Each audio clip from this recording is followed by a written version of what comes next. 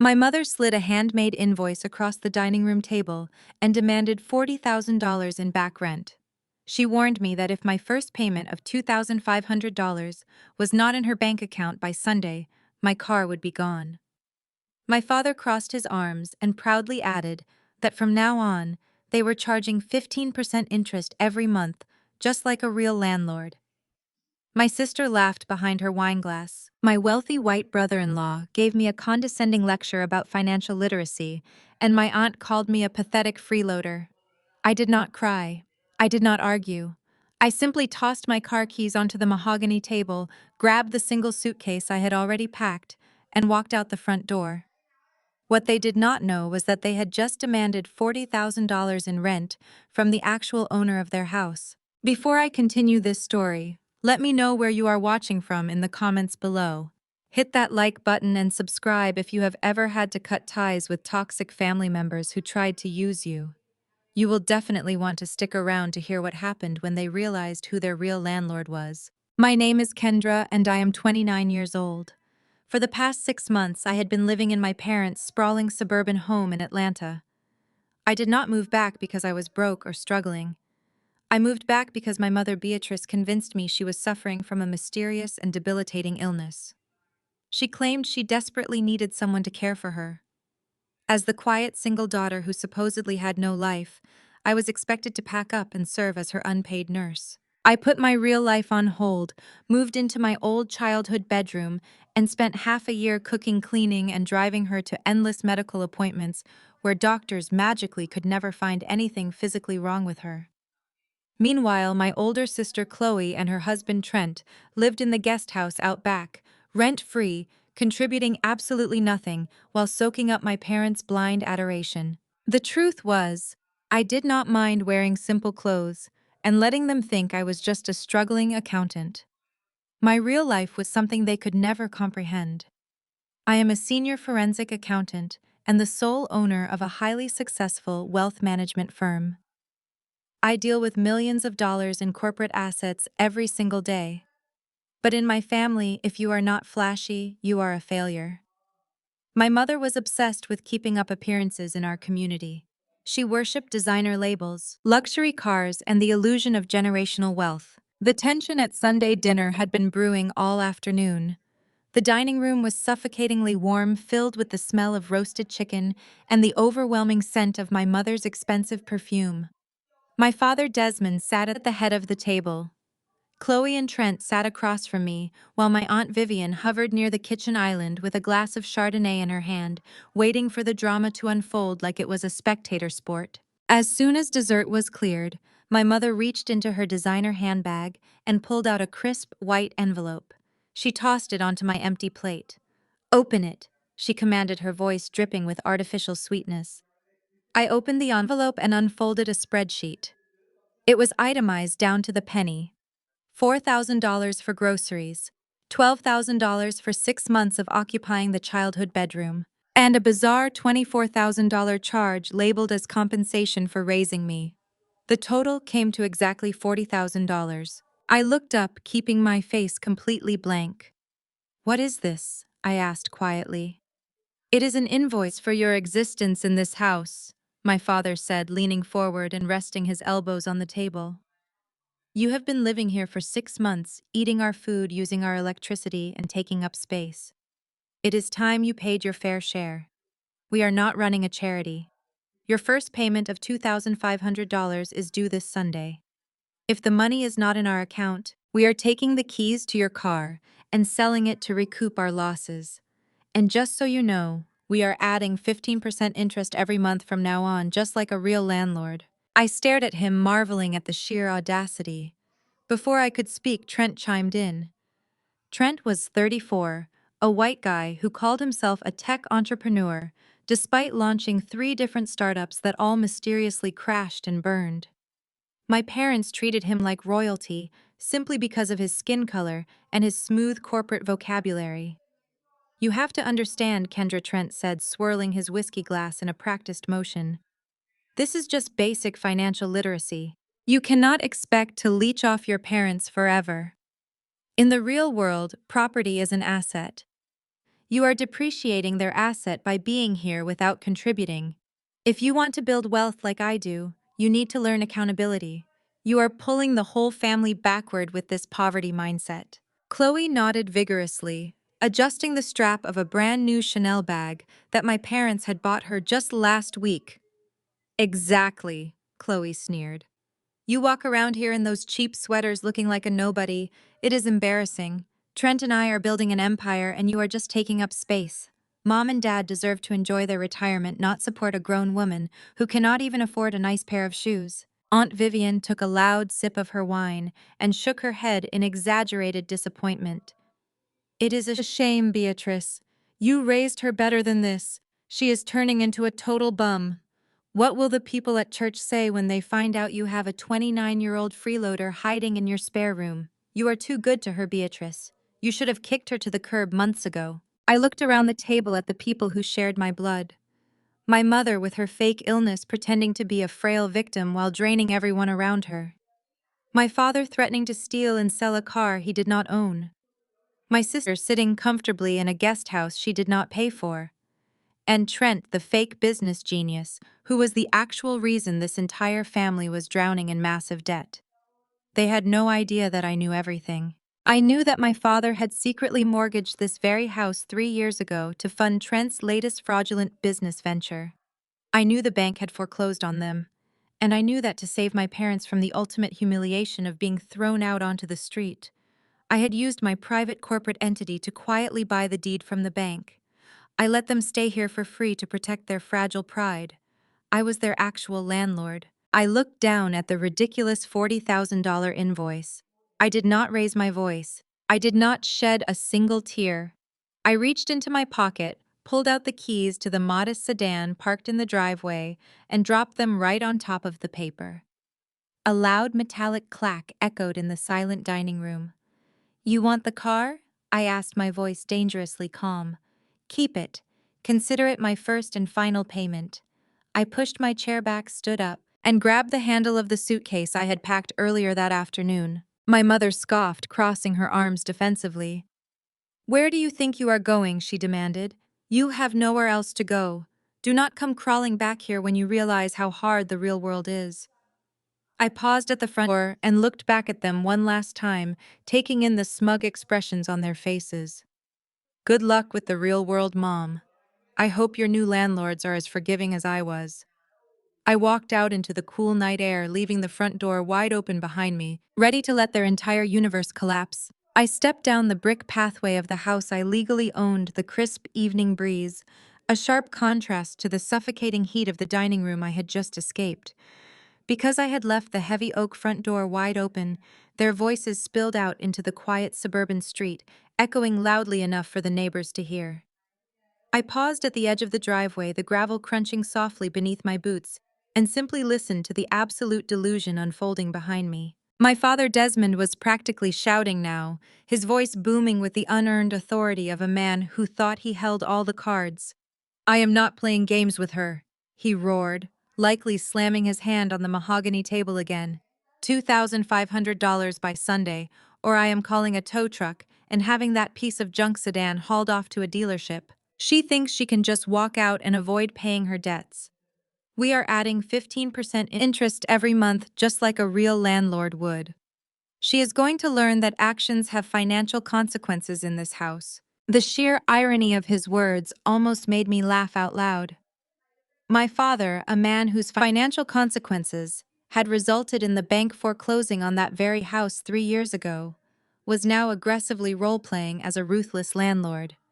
He was plotting to steal and sell a vehicle he had zero legal claim to, completely unaware that the car was registered to a federal corporate entity. Then came the voice of Trent, dripping with that signature arrogance he reserved specifically for me. Trent loved using his voice to assert dominance in a household of Black Americans who practically worshipped him for his supposed tech wealth. Listen, Desmond, Trent set his tone, shifting into his practiced entrepreneurial pitch. You have to stay firm on the car. This is about teaching Kendra basic financial literacy. People like her are a drag on the family ecosystem. They have a poverty mindset. They do not understand that wealth is built through leverage and asset management. She has been draining your resources for 6 months without contributing a single dollar of equity. If I ran my startups the way she runs her life, I would be bankrupt. I stood in the shadows of the driveway, shaking my head at the staggering hypocrisy. Trent was a walking financial disaster. He had launched 3 consecutive businesses that crashed within months, leaving a trail of furious investors and unpaid vendors. He lived rent-free in the guest house, drove a sports car leased under his wife's name, and secretly funded his entire fake millionaire lifestyle by draining my parents dry. Yet here he was delivering a condescending lecture about financial literacy and equity to a room full of people who were actively facing massive hidden debts. He genuinely believed he was the savior of this family, the brilliant white businessman, gracing them with his high-level economic strategies. And my parents, blinded by their desperate need for social validation, swallowed every single word he said. Right on cue, Aunt Vivian added her toxic commentary to the mix. Her voice was shrill and grating, carrying perfectly across the front lawn. "Trent is absolutely right, Beatrice," she squawked, no doubt refilling her wineglass for the 4th time. "You have been far too soft on that girl. She is nothing but a bum. A lazy, ungrateful bum who expects the world handed to her on a silver platter. You give her a roof over her head, you feed her, you clothe her, and what does she do? She throws a tantrum and walks out into the street like a stray dog. Let her go. Let her sleep on a park bench. When she gets hungry enough, she will come crawling back here begging for forgiveness. And when she does, you make her pay every single penny of that $40,000. I could hear my mother chiming in, playing her favorite role of the exhausted, long-suffering victim. "I just do not understand where I went wrong with her." Beatrice whimpered, her voice trembling with theatrical sorrow. "I am so sick, so weak, and I asked for one simple thing, a little bit of respect and contribution. But no, she abandons her ailing mother. Chloe, my darling, thank goodness I still have you and Trent to rely on. You two are the only ones who truly care about this family." The sound of their voices blending together into a chorus of complaints and delusions was the perfect closure I needed. They were so deeply entrenched in their alternate reality that they could not see the massive storm clouds gathering directly above their heads. They believed they had just successfully intimidated a struggling, powerless daughter. They believed they were enforcing boundaries and demanding respect. They believed the $40,000 invoice and the threat to steal my car would break me. I pulled my phone from my pocket and checked the time. It was exactly 8:15. Right on schedule, a pair of brilliant LED headlights pierced the darkness at the end of the quiet street. A sleek black Maybach silently glided down the pavement, pulling up perfectly alongside the curb where I stood. The tinted window rolled down, revealing the sharp professional face of Marcus, my personal driver and head of security. "Good evening, boss," Marcus said, his voice a low, respectful rumble. "Everything is prepared for your return to the penthouse." "Good evening, Marcus," I replied, handing him my single suitcase. I climbed into the spacious leather interior of the luxury vehicle, the doors closing with a heavy, soundproof thud that instantly muted the shrieking voices still pouring out of my parents' front door. The contrast was jarring and beautiful. I had spent the last 6 months suffocating in that house, pretending to be small, pretending to be broke, embracing the failure they desperately demanded from me. As the Maybach pulled away from the curb, leaving the chaotic shouting behind, I leaned back against the plush leather seats and let out a long breath. I opened my briefcase, pulled out my encrypted tablet, and accessed the hidden security network I had installed inside my parents' house. I did not just want to leave, I wanted to document the exact moment of my departure for my legal team. I scrolled back the footage to just 10 minutes prior, watching the scene I had just lived through play out from the perfect angle of the dining room camera. The high-definition video and crystal-clear audio captured the absolute pinnacle of their delusion. There was Chloe sitting at the table, practically vibrating with smug entitlement. The footage showed her hoisting her brand-new Chanel bag onto the table, placing it right next to my handmade $40,000 invoice. She stroked the quilted leather, making sure the gold logo caught the dining room light. "Look at this," Kendra, Chloe had said on the recording, her voice dripping with venom. "Dad bought this for me yesterday because I actually bring value to the family name. Meanwhile, you are sitting there in a faded sweater from 3 years ago, looking completely pathetic. You do not even try to elevate yourself, Chloe continued on the screen. You just drag us down with your depressing aesthetic and your empty bank accounts. I watched my own face on the tablet screen. The footage captured exactly what they had failed to understand in the heated moment. Instead of crying or arguing or shrinking into myself, I smiled. It was a cold, knowing smile that did not reach my eyes. It was the smile of a predator watching its prey walk willingly into a steel trap. The camera showed my hand reaching into my pocket and pulling out the keys to the sedan. I tossed the keys directly onto the mahogany table. The metallic clatter echoed sharply through the tablet speakers. "Keep the car," my digital self said smoothly. "Good luck." I watched as I grabbed my single-packed suitcase, the only item I had brought into that house 6 months ago, and turned my back on them. As I walked toward the front door, the footage captured the immediate eruption of mocking laughter from the dining table. Trent was howling and slapping the table. My mother was cackling, wiping a tear of amusement from her eye. My father was loudly declaring total victory over his freeloading daughter. They thought they had broken me. They thought I was walking out into the cold night with absolutely nothing, retreating in utter defeat. I hit save on the video file and uploaded it directly to my corporate servers. That footage of their malicious joy would be the perfect opening exhibit when the legal hammer finally dropped. Marcus navigated the Maybach onto the highway, heading toward the glittering skyline of downtown Atlanta. "Straight to the penthouse, boss?" Marcus asked, glancing in the rearview mirror. "Yes, Marcus," I replied, closing the tablet. "And notify the concierge that I am officially back. I am done playing the charity case." 20 minutes later, the private elevator opened directly into my residence. The contrast between my parents' stifling, cluttered suburban home and my massive, ultra-modern penthouse was breathtaking. Floor-to-ceiling windows offered a panoramic view of the city I practically owned. The silence of true wealth wrapped around me, a sharp departure from the constant shrieking and complaining I had endured for half a year. I walked over to my command center desk and booted up my primary monitors. It was time to see what my loving family was doing right now in real time. I opened the live feed of the living room cameras. On the screen, the mocking laughter had died down, replaced by a greedy, frantic energy. Desmond and Trent were huddled over the dining table, the car keys sitting exactly where I had left them. Desmond was holding the vehicle registration papers he had retrieved from the glove compartment. "I know a guy who runs a used car lot down on 8th Street, Trent," was saying eagerly, leaning over the documents. "He pays cash, no questions asked. We forge her signature on the title transfer tonight. I take it down there tomorrow morning, and we walk away with at least 15 grand. That will cover my latest business expenses immediately." Desmond nodded, his face twisted in desperate concentration as he held a pen, practicing my signature on a scrap piece of paper. He was actively committing felony forgery on camera. They were conspiring to steal and sell a vehicle they believed belonged to their broke, pathetic daughter, just to fund Trent's fake entrepreneurial lifestyle. I smiled, tapping my manicured nails against the cool glass of my desk. What Trent and Desmond did not know, what their arrogant minds could not possibly fathom, was that the plain sedan parked in their driveway was not registered to Kendra, the unemployed daughter. It was registered to Apex Holdings. Apex Holdings was my federal corporate wealth management entity. Forging a signature on a corporate asset and attempting to sell it on the black market was not just a simple family dispute over a cheap car. It was federal grand theft auto and wire fraud.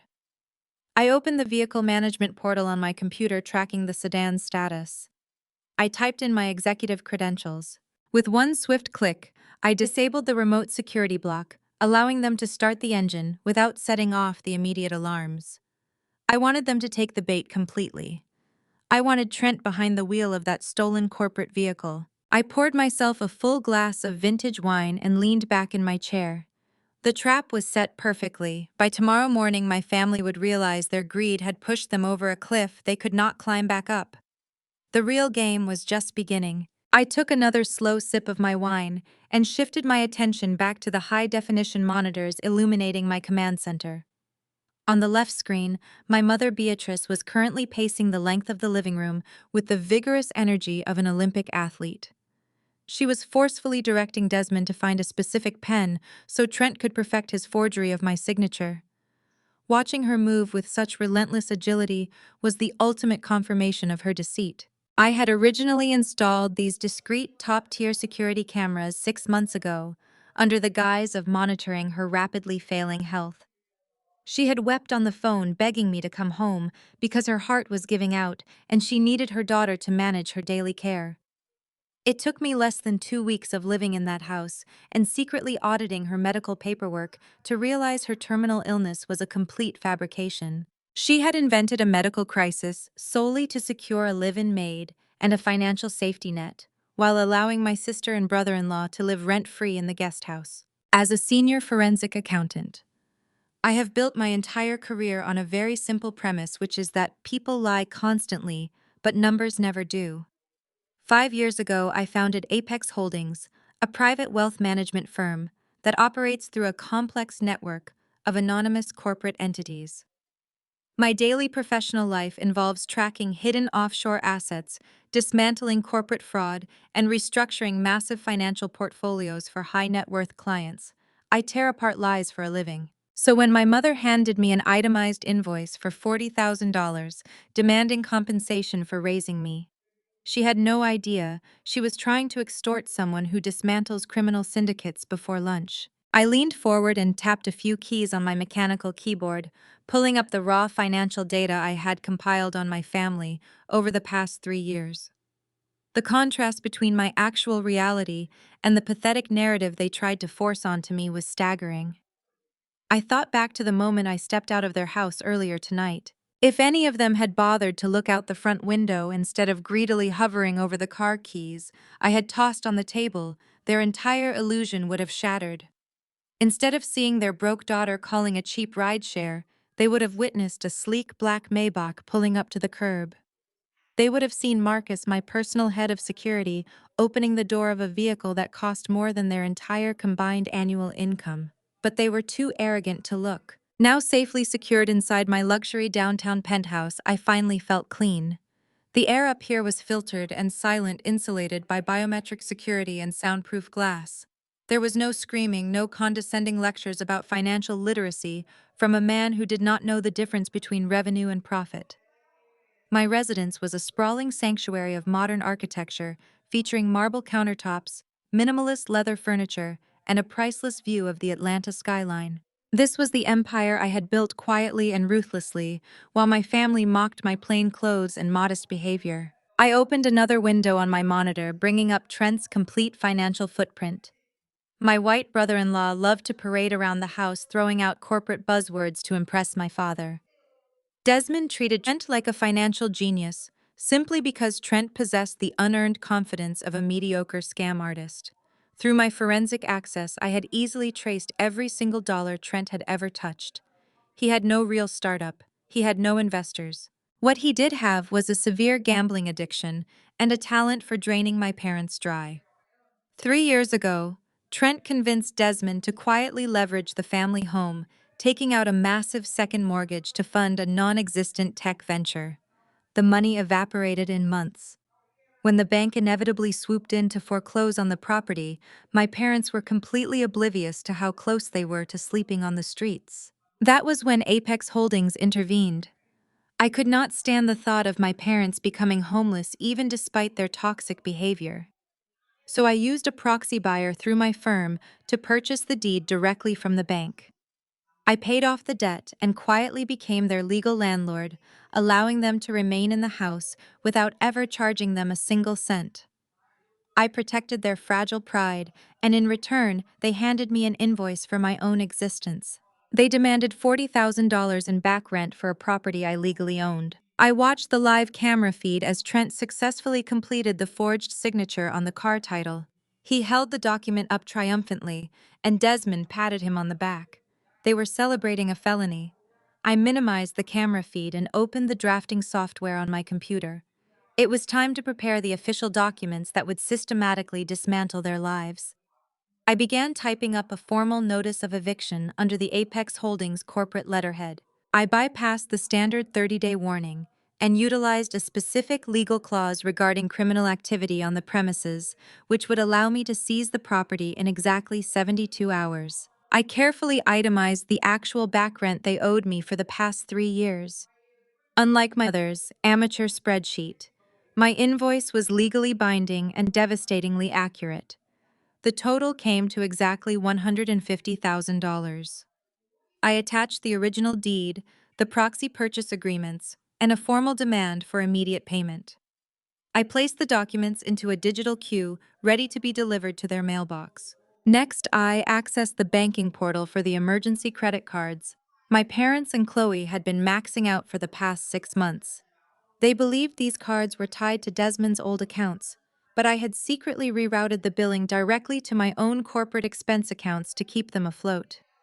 With a few simple keystrokes, I froze every single card. I flagged them all for fraudulent activity. Tomorrow morning, when Chloe tried to fund her luxury lifestyle, or when Trent tried to buy his morning coffee, the plastic in their hands would be completely useless. I locked the system, closed my laptop, and finished my wine feeling nothing but absolute cold precision. I set the empty crystal glass on the kitchen island and immediately walked back to the glowing wall of monitors in my command center. I had closed my laptop, but the main surveillance feeds remained active on the large screens mounted above my desk. I could not look away just yet. I needed to see this betrayal through to its pathetic conclusion. On the primary monitor, the scene in my parents' dining room was escalating into a frantic display of amateur criminality. Desmond was sweating. I was hunched over the mahogany table, gripping a ballpoint pen as he tried to replicate the signature on my vehicle registration. He was failing miserably. His hands shook with the nervous energy of a man who knew he was crossing a legal line but lacked the spine to back out. Trent hovered over him, radiating arrogant impatience.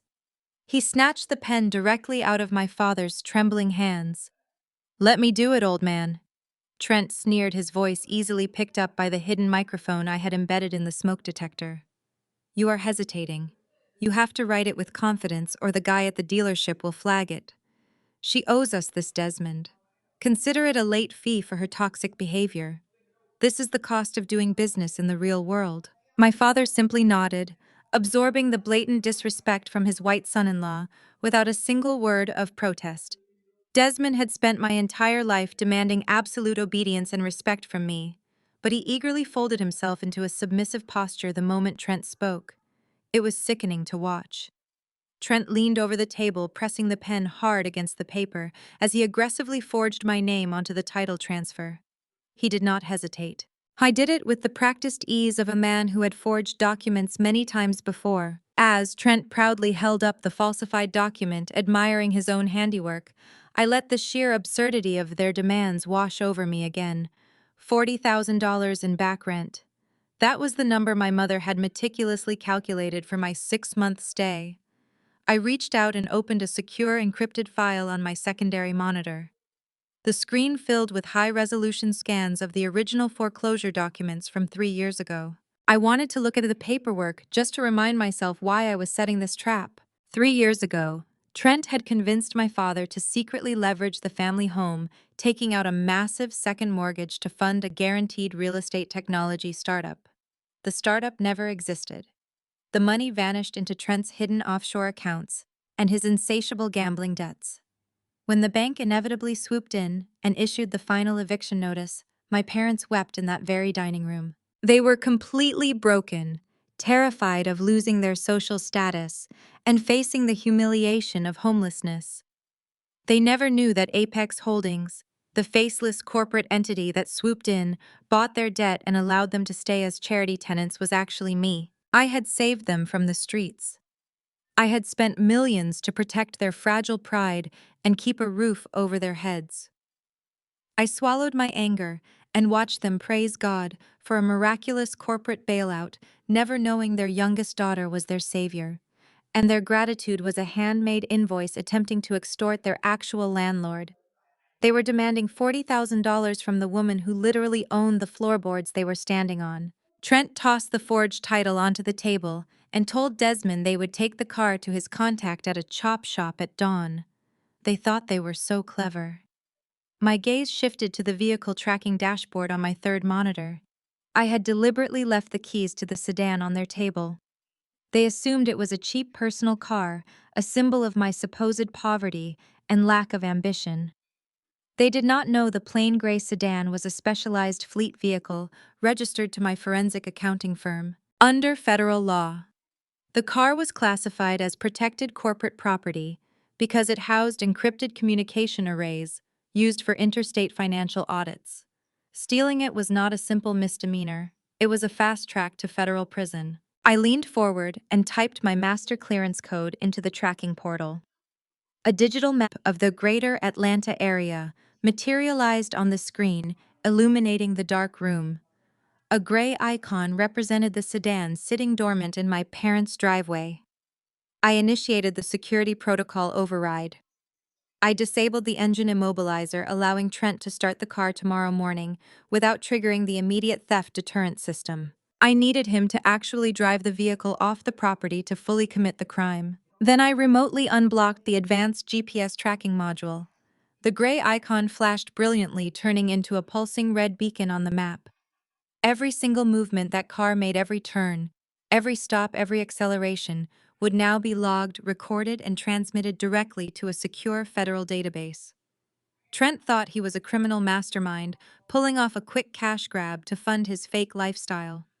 He had no idea he was stepping onto a landmine I had carefully buried. I set an automated geofence alert on the system to notify local law enforcement the moment the vehicle crossed outside the residential zone. I linked the alert directly to the stolen property report I had drafted earlier. The trap was armed and the trigger was entirely in their hands. I smiled at the glowing red dot on the monitor, feeling a deep, satisfying sense of control. They wanted to play real landlord and treat me like a criminal.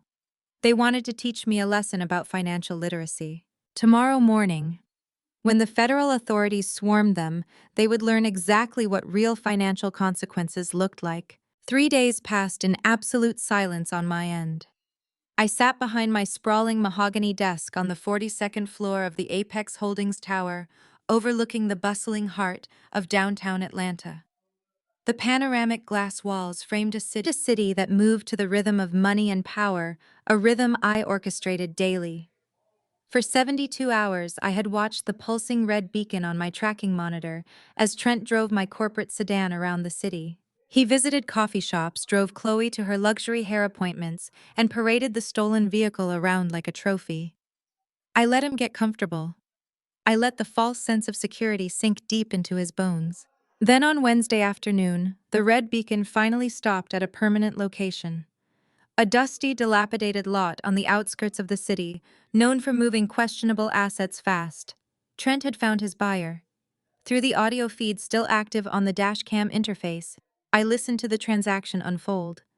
Trent used his most confident entrepreneurial voice to haggle with a mechanic whose legal record was undoubtedly as murky as Trent's business portfolio. I listened as Trent forged my signature one final time on the transfer paperwork. He walked away with $15,000 in cash stuffed into a duffel bag. What my family did not know was that those $15,000 were not going toward their bills or a new investment. My forensic audit of Trent's secret accounts showed he owed exactly $14,800 to an illegal sports betting ring operating out of a basement casino. Trent was not a tech genius trying to flip a car for seed money. He was a desperate gambling addict trying to save his own kneecaps from being shattered by debt collectors. I used my father's desperate greed to cover his own illicit tracks. As soon as the cash hit, Trent's hands, my personal cell phone buzzed. It was a notification from the family group chat my mother had ironically named Family First. I picked up the device and leaned back in my ergonomic leather chair, tracing the rim of my coffee cup as I read the barrage of gloating messages. Trent sent a photo of himself holding a thick stack of $100 bills. The caption read, "Read thanks for the seed money, little sis. Next time you want to play real estate mogul, make sure you actually own something." Chloe immediately followed up with a string of laughing emojis. "Enjoy the bus stop, Kendra. Trent just flipped your junk car for 15 grand. We are going out for a celebratory steak dinner tonight on you. Maybe if you apologize, Mom will let you move back into the basement." My father Desmond chimed in next, his message dripping with unearned authority. Let this be a lesson to you, Kendra. You walked out on your family and abandoned your responsibilities. We reclaimed our assets. The 15,000 covers a fraction of your back rent. We still expect the remaining 25,000 by the end of the year. Do not make me take legal action against you. The sheer audacity of my father threatening me with legal action while holding cash from a stolen federal vehicle was almost poetic. Finally, my mother Beatrice sent her contribution. A part of me wishes you had just complied, Kendra. You made us do this. We had to show you tough love so you would finally grow up. When you are ready to apologize and act like a respectful daughter, my door is always open. I stared at the screen, letting their toxic, triumphant words burn into my memory. They were high on adrenaline, completely convinced they had successfully dominated and disciplined the family failure. They thought they had outsmarted me. They thought their aggressive theft was a masterclass in tough love and financial dominance. They believed their own lies so deeply they had detached entirely from reality. I placed my phone face down on the desk. The waiting period was officially over. The bait had been taken, swallowed, and digested. It was time to execute the counterattack. I turned to my primary workstation and opened the secure federal portal used for reporting compromised corporate assets. Because my wealth management firm handled sensitive government contracts, our fleet vehicles were federally protected. I uploaded the GPS tracking log, the audio recording of Trent, forging the signature and the final coordinates of the chop shop. I filled out the official theft declaration listing Trent as the primary suspect. I hit submit. The report bypassed local dispatch and went straight to a specialized federal task force that dealt with corporate espionage and grand theft. But I was not done. Sending Trent to prison was only the first phase. The entire family needed to feel the crushing weight of their financial reality. I opened the banking interface that controlled the emergency credit cards Beatrice, Chloe, and Desmond had been using. For 6 months, I had quietly paid off their exorbitant shopping sprees, their luxury dinners, and their spa days out of my own pocket to maintain their suburban facade. I selected every single card linked to their names. With one deliberate keystroke, I changed the account status from active to permanently frozen due to suspected fraud. I zeroed out their available balances. The safety net I had woven for them was now officially cut. They were in freefall and they did not even know it yet. I pressed the intercom button on my desk, connecting directly to my executive assistant in the outer office. Ensure the legal team has the eviction notice ready for immediate dispatch. I commanded, my voice echoing in the quiet office. Have the courier standing by. Send the formal notice directly to the property address, but mark it for immediate default due to criminal activity on the premises. Yes, boss, my assistant replied instantly. I swiveled my chair to face the massive window, looking out over the sprawling city. The sun was beginning to set, casting a fiery golden glow across the skyscrapers. Somewhere down there, Chloe was walking into a high-end boutique, preparing to swipe a frozen card. Trent was celebrating his narrow escape from debt collectors, completely oblivious to the federal agents currently reviewing his file. My parents were sitting in a house they did not own, waiting for a daughter who was never coming back. The trap had snapped shut. The execution was flawless. The reckoning was finally here. I finalized the submission to the federal database, watching the computer screen glow solid green. The theft report was now locked in. Processing the vehicle identification number alongside my credentials triggered a priority dispatch to the Federal Bureau of Investigation. Grand theft of a corporate asset tied to federal audits was not handled by local cops. It was a federal offense demanding a tactical response. I swiveled my chair back to my banking terminal. The credit card freeze I initiated earlier generated an avalanche of automated error logs.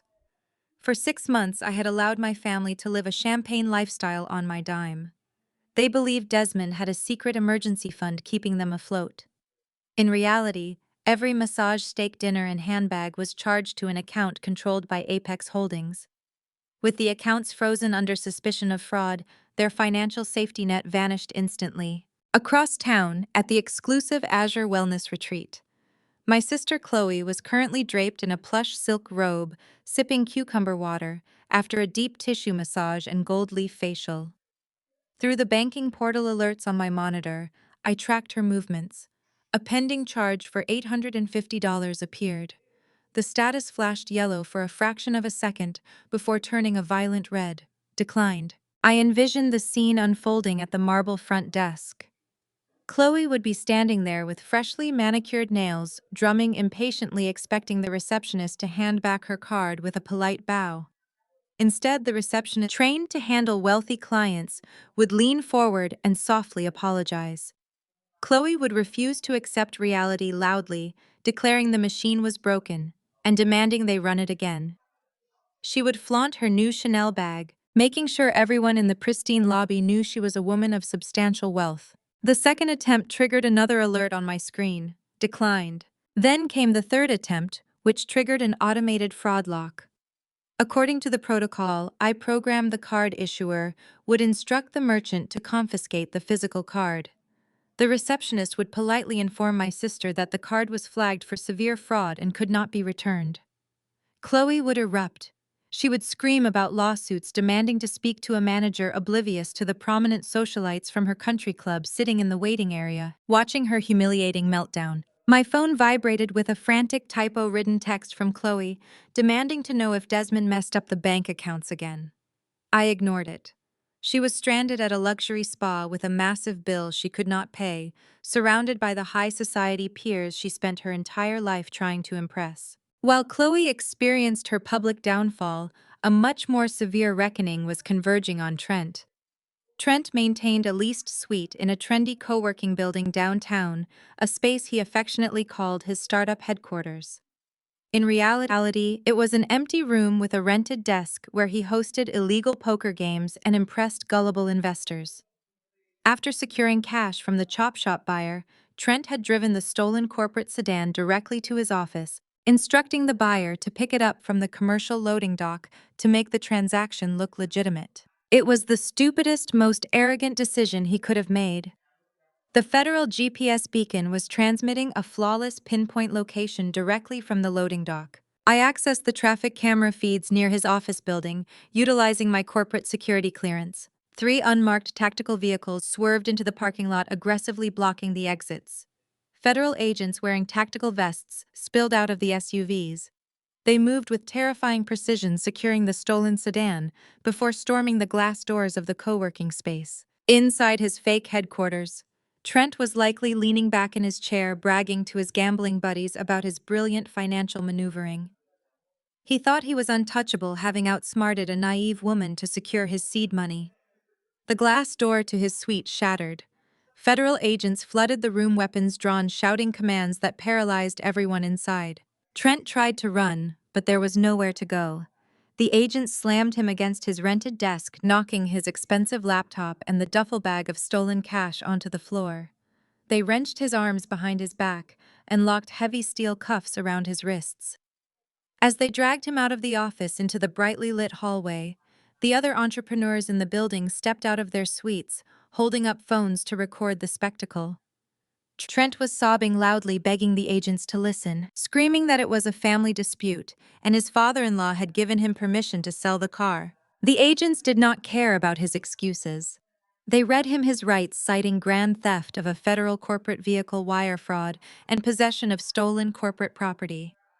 They hauled him through the lobby, completely shattering his carefully constructed illusion of wealth and success. The $15,000 he had stolen was seized as federal evidence. The car was recovered.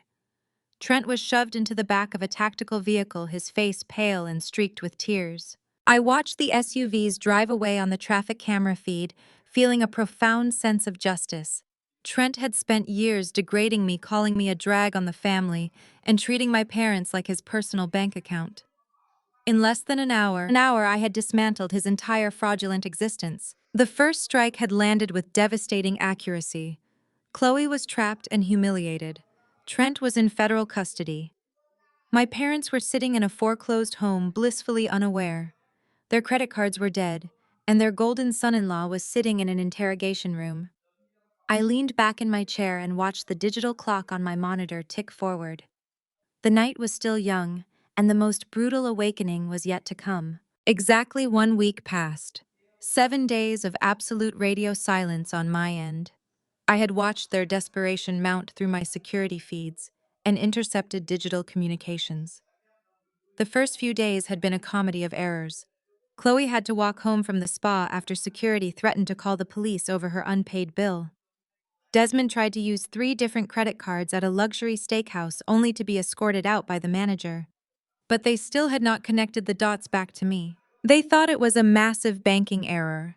They thought Trent was just on a sudden business trip because the federal authorities had kept his arrest quiet, pending the initial arraignment. They lived in a state of confused denial until the mail finally arrived. The digital clock on my bedside table flipped to 2:00 a.m. My phone, which I had placed on a wireless charging dock across the room, began to vibrate. It did not just vibrate once, it erupted. The screen lit up the darkened bedroom, flashing with a relentless stream of notifications that illuminated the walls. I sat up, pushing aside the heavy silk comforter, and walked barefoot across the cool hardwood floor. I picked up the device and unlocked the screen. There were 42 missed text messages.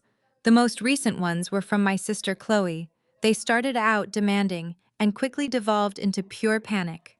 The final message sat at the top of the screen, typed out in all capital letters. "Dude, Mom found something in the mail, please answer." Chloe was unraveling. Her husband was missing, her credit cards were dead, and the wealthy illusion she clung to was evaporating right before her eyes. I switched over to my voicemail inbox. There were 6 urgent audio messages from Aunt Vivian. I tapped the play button on the first one, turning the volume up, so her shrill voice echoed in the quiet expanse of my bedroom. "Kendra, you need to pick up the phone right now." Vivian screeched, her usual judgmental tone replaced by absolute terror. "Your mother and father are on the floor, sobbing hysterically. It is Trent, Kendra. The police have Trent. He did not go on a business trip. We just got a call from a federal public defender. He has been arrested. They are charging him with federal grand theft auto and wire fraud. They said he stole a government corporate vehicle and sold it to a chop shop. This makes no sense, Kendra. You have to call us back right now." I let the second voicemail play. Vivian was hyperventilating now, her breath catching in the microphone. "Desmond thinks the bank made a mistake with the credit cards, but the lawyer said Trent is facing 10 years in a federal penitentiary. Beatrice is having a severe panic attack. She cannot breathe. Chloe is throwing things around the living room, screaming that her husband is a legitimate tech founder, and this is a massive setup. Kendra, please, we need your help. We need money for a bail bondsman. We need you to use your accounting connections to figure out what is happening." The irony was almost too sweet to bear. The same aunt who had called me a lazy bum and told my parents to throw me out on the street was now begging me to save them. The same parents who had handed me an invoice for $40,000 were now sobbing on the floor because their golden son-in-law was exposed as a common criminal. They still thought I was just a mid-level accountant.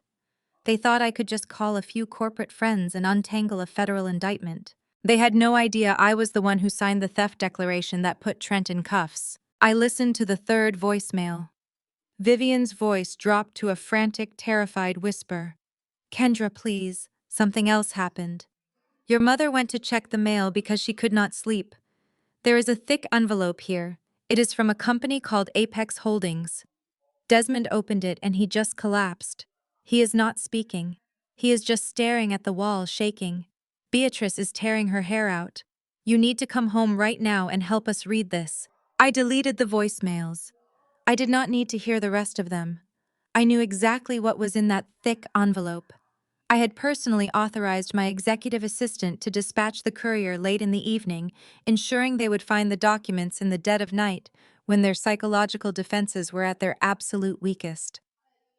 I walked out of my bedroom and down the long hallway toward my command center. The city outside my windows was quiet, bathed in the orange glow of streetlights, but inside my penthouse the energy was electric. I booted up my primary monitors and accessed the live security feed from my parents' house. The scene was exactly as Vivian described, but seeing it in high definition was entirely different. The living room looked like a war zone. Chloe was pacing furiously, clutching her phone to her chest. Desmond was slumped in his armchair, staring blankly at the thick stack of legal documents resting on the coffee table. Beatrice was sitting on the carpet, weeping loudly into her hands. her perfect suburban facade completely shattered. Aunt Vivian was pacing near the window, holding her phone to her ear, desperately trying to reach my voicemail again. They were experiencing the total systemic collapse of their reality. Trent, the white savior who was supposed to elevate their social standing, was currently sitting in a concrete cell wearing a jail-issued jumpsuit. The $15,000 he had stolen was locked securely in a federal evidence locker. The credit cards that funded their luxury facade were permanently canceled. And now, sitting right in front of Desmond, was the final nail in the coffin. The physical proof that they were entirely at my mercy. I watched them scramble like rats in a burning building. They were desperate for a lifeline, desperate for someone to swoop in and restore their comfortable lives. They wanted the quiet, obedient daughter to return and fix their mess. I picked up my phone. I stared at the bright screen, watching another text message from Chloe pop up begging me to answer. The power dynamic had shifted permanently. I was no longer the scapegoat. I was the architect of their ruin. I took a deep breath, feeling the cool, filtered air of my penthouse fill my lungs. It was time to push them over the edge. Desmond picked up the legal documents on the coffee table. He flipped to the official demand letter from Apex Holdings. "Read it, Desmond." Beatrice cried, her voice cracking with panic. "What do they want?" He swallowed hard, his eyes scanning the bold black text. "It is a formal eviction notice," he whispered. "They claim we have been illegally occupying this property for 36 months. The bank sold the deed after foreclosure, and Apex Holdings has been the legal owner this entire time." Chloe spun around. "That makes no sense, Dad. Trent said he fixed the mortgage issue." "Trent lied, Chloe," I whispered to myself. Desmond flipped to the next page. The paper slipped from his fingers to the carpet. "They are demanding back rent," he gasped, falling into his armchair. "They want $150,000. Aunt Vivian shrieked, grabbing her chest.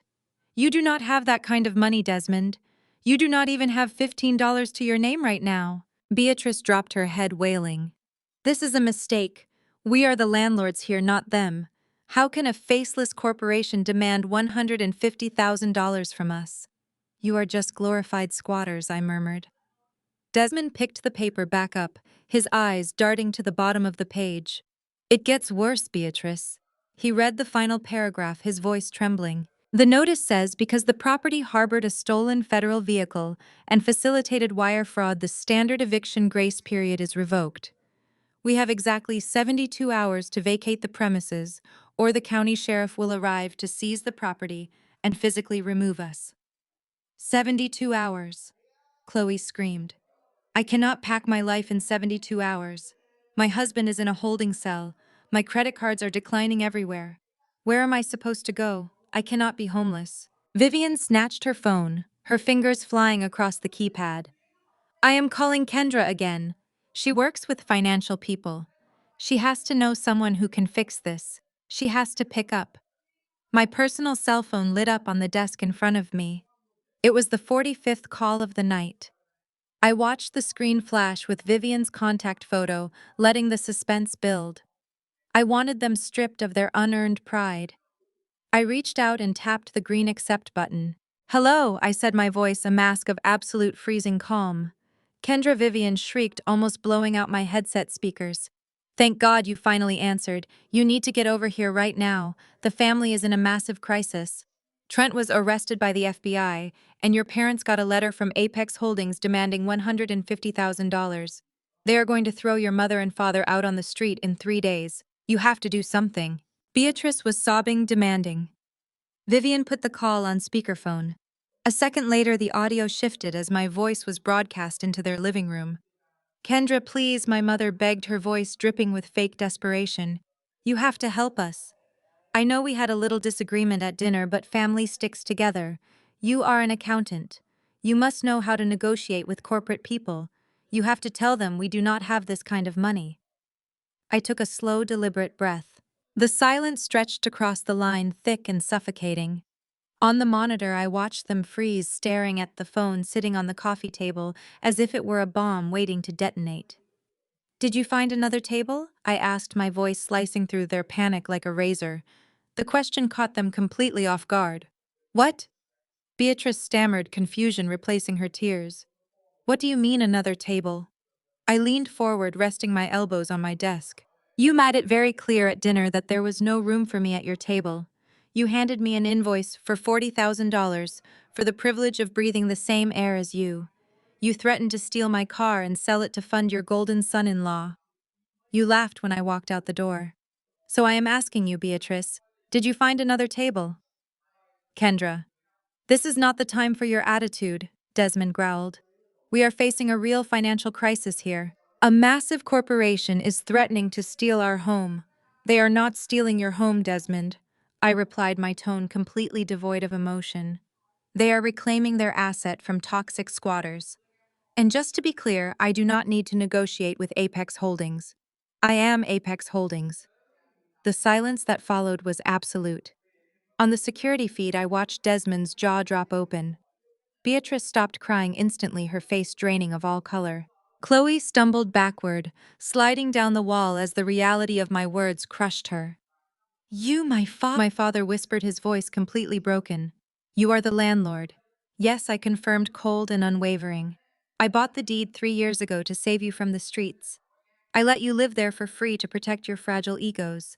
And your repayment was extortion. You have 72 hours to pack. Tell Trent to ask his cellmate to help you move. I tapped the red button and ended the call, leaving them to drown in the silence of their ruined empire. I took a slow sip of water, feeling a profound sense of vindication.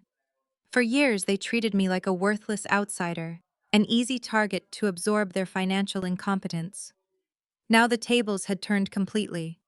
The illusion of their suburban royalty was shattered. The massive house they used to project superiority was officially lost. The golden child was crying on the floor, and the wealthy son-in-law was wearing handcuffs. My phone rang one more time, but I turned it off. I was finally done. I turned my phone off, but the quiet night gave way to the chaos of morning.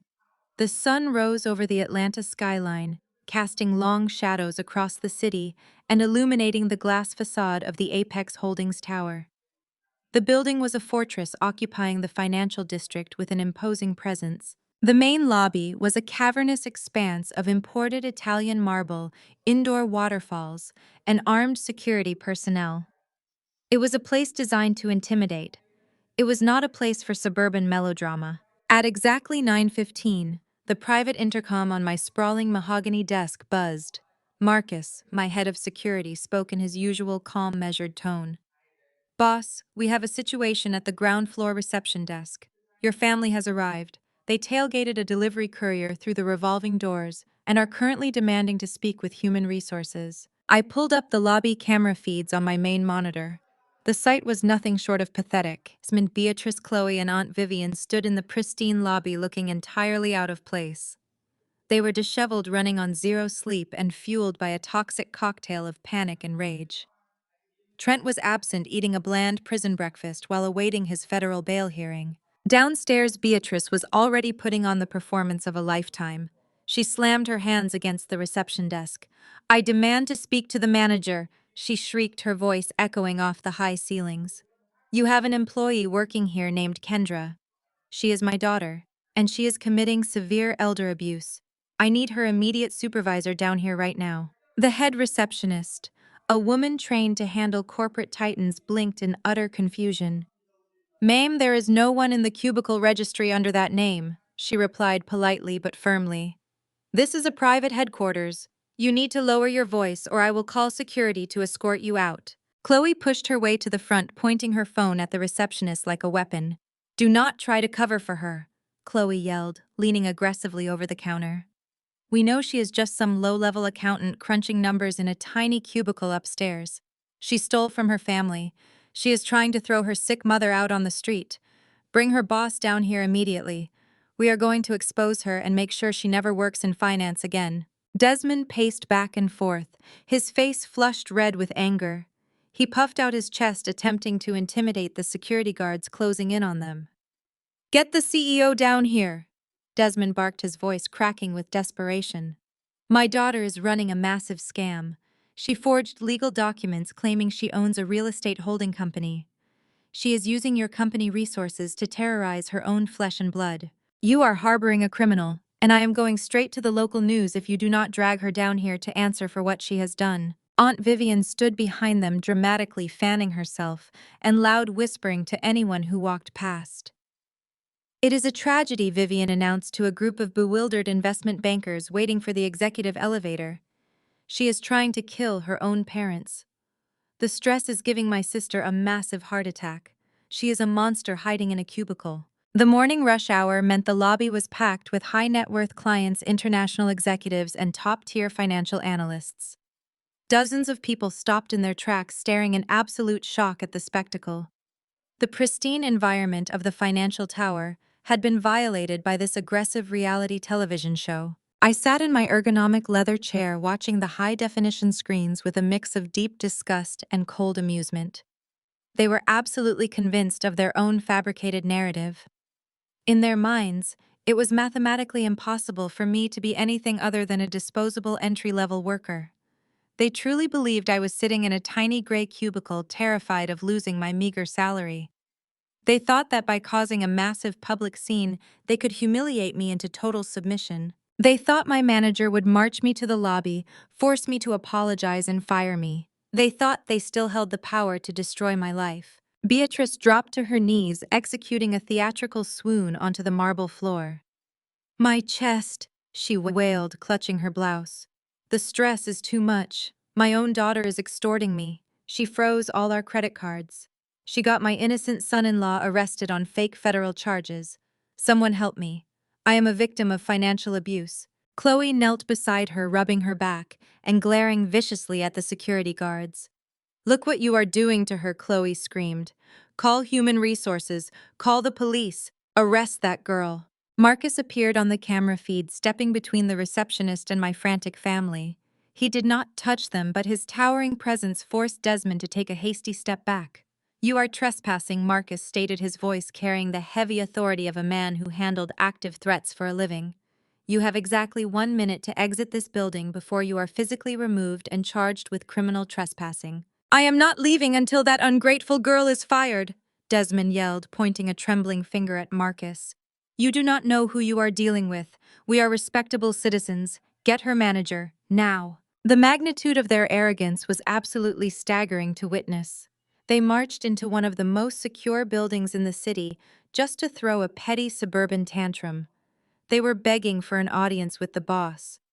I slowly reached across my desk and firmly pressed the silver button on my secure intercom system.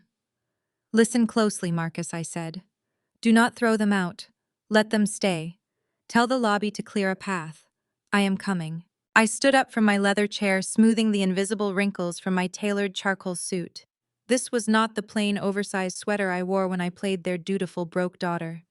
This was the armor of a woman who controlled a financial empire.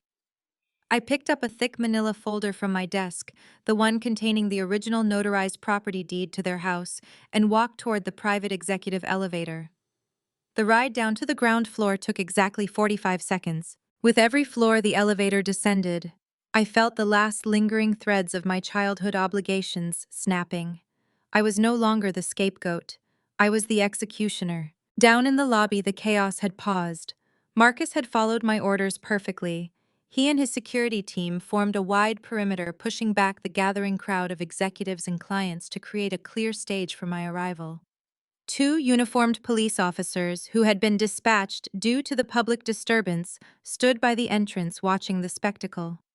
A soft, melodic chime echoed through the marble lobby as the digital display above the VIP elevator illuminated. The heavy bronze doors slid open. I stepped out. I was flanked by my 2 personal bodyguards, men whose sheer size made the standard building security look small. My heels clicked rhythmically against the polished marble floor, the sound cutting through the sudden heavy silence of the lobby. Everyone stared. The executives, the clients, the receptionists. But I only had eyes for the 4 pathetic figures huddled in the center of the room. Beatrice was still sitting on the floor mid-swoon, her hand clutched to her chest. Desmond stood frozen, his mouth slightly open. Chloe lowered her phone, the screen still recording, her eyes wide with confusion. Aunt Vivian stopped fanning herself. They looked at my expensive suit, my immaculate hair, and the imposing security detail surrounding me. For a fleeting second, their brains misfired. They could not compute the image of the billionaire CEO standing before them with the docile, worthless daughter they thought they knew. Kendra Desmond barked, his voice lacking its usual thunder. "What is the meaning of this? Why are you dressed like that? Where is your boss? Tell these security guards to back off and get the manager of this department down here. You are in serious trouble, young lady." I did not stop walking until I was standing barely 3 feet away from him. My security team formed a rigid wall behind me, physically separating my family from the rest of the building. "I am the manager, Desmond," I said, my voice echoing clearly across the silent lobby. "I am the boss. I own the department. In fact, I own the entire firm occupying the top 10 floors of this building. I am the chief executive officer of Apex Holdings." The words hung in the air, heavy and lethal. Beatrice scrambled to her feet, her fake heart attack instantly cured by the sheer shock of my statement. "That is a lie," Beatrice sputtered, pointing a shaking finger at me. "You are a low-level accountant. You have no money. You wear cheap clothes and drive a junk car. You do not own a company." Chloe stepped forward, her face twisted in an ugly sneer. "Stop playing games, Kendra. You are embarrassing yourself. Trent told us you have a poverty mindset. You probably hired these guards to look important. Now call HR so we can get you fired for cutting off our credit cards." I did not argue. I did not raise my voice. I simply lifted the heavy manila folder I had carried down from the penthouse. I pulled out the crisp, legally binding property deed to the sprawling suburban house they called home. I stepped directly into Desmond's personal space and slammed the document flat against his chest. "Read it," I commanded, my tone leaving absolutely no room for negotiation. Desmond reflexively grabbed the paper before it could fall to the floor. His eyes darted down to the text. He read the header. He read the address. He read the ownership transfer details. I watched the exact second his brain processed the information. The arrogant flush drained entirely from his face, leaving him a pale, trembling mess. His hands began to shake so violently, the heavy paper rattled. "What does it say?" Chloe demanded, trying to snatch the document from his grip. Desmond looked up at me, his eyes wide with a terror I had never seen before. "You," he gasped, struggling to pull air into his lungs.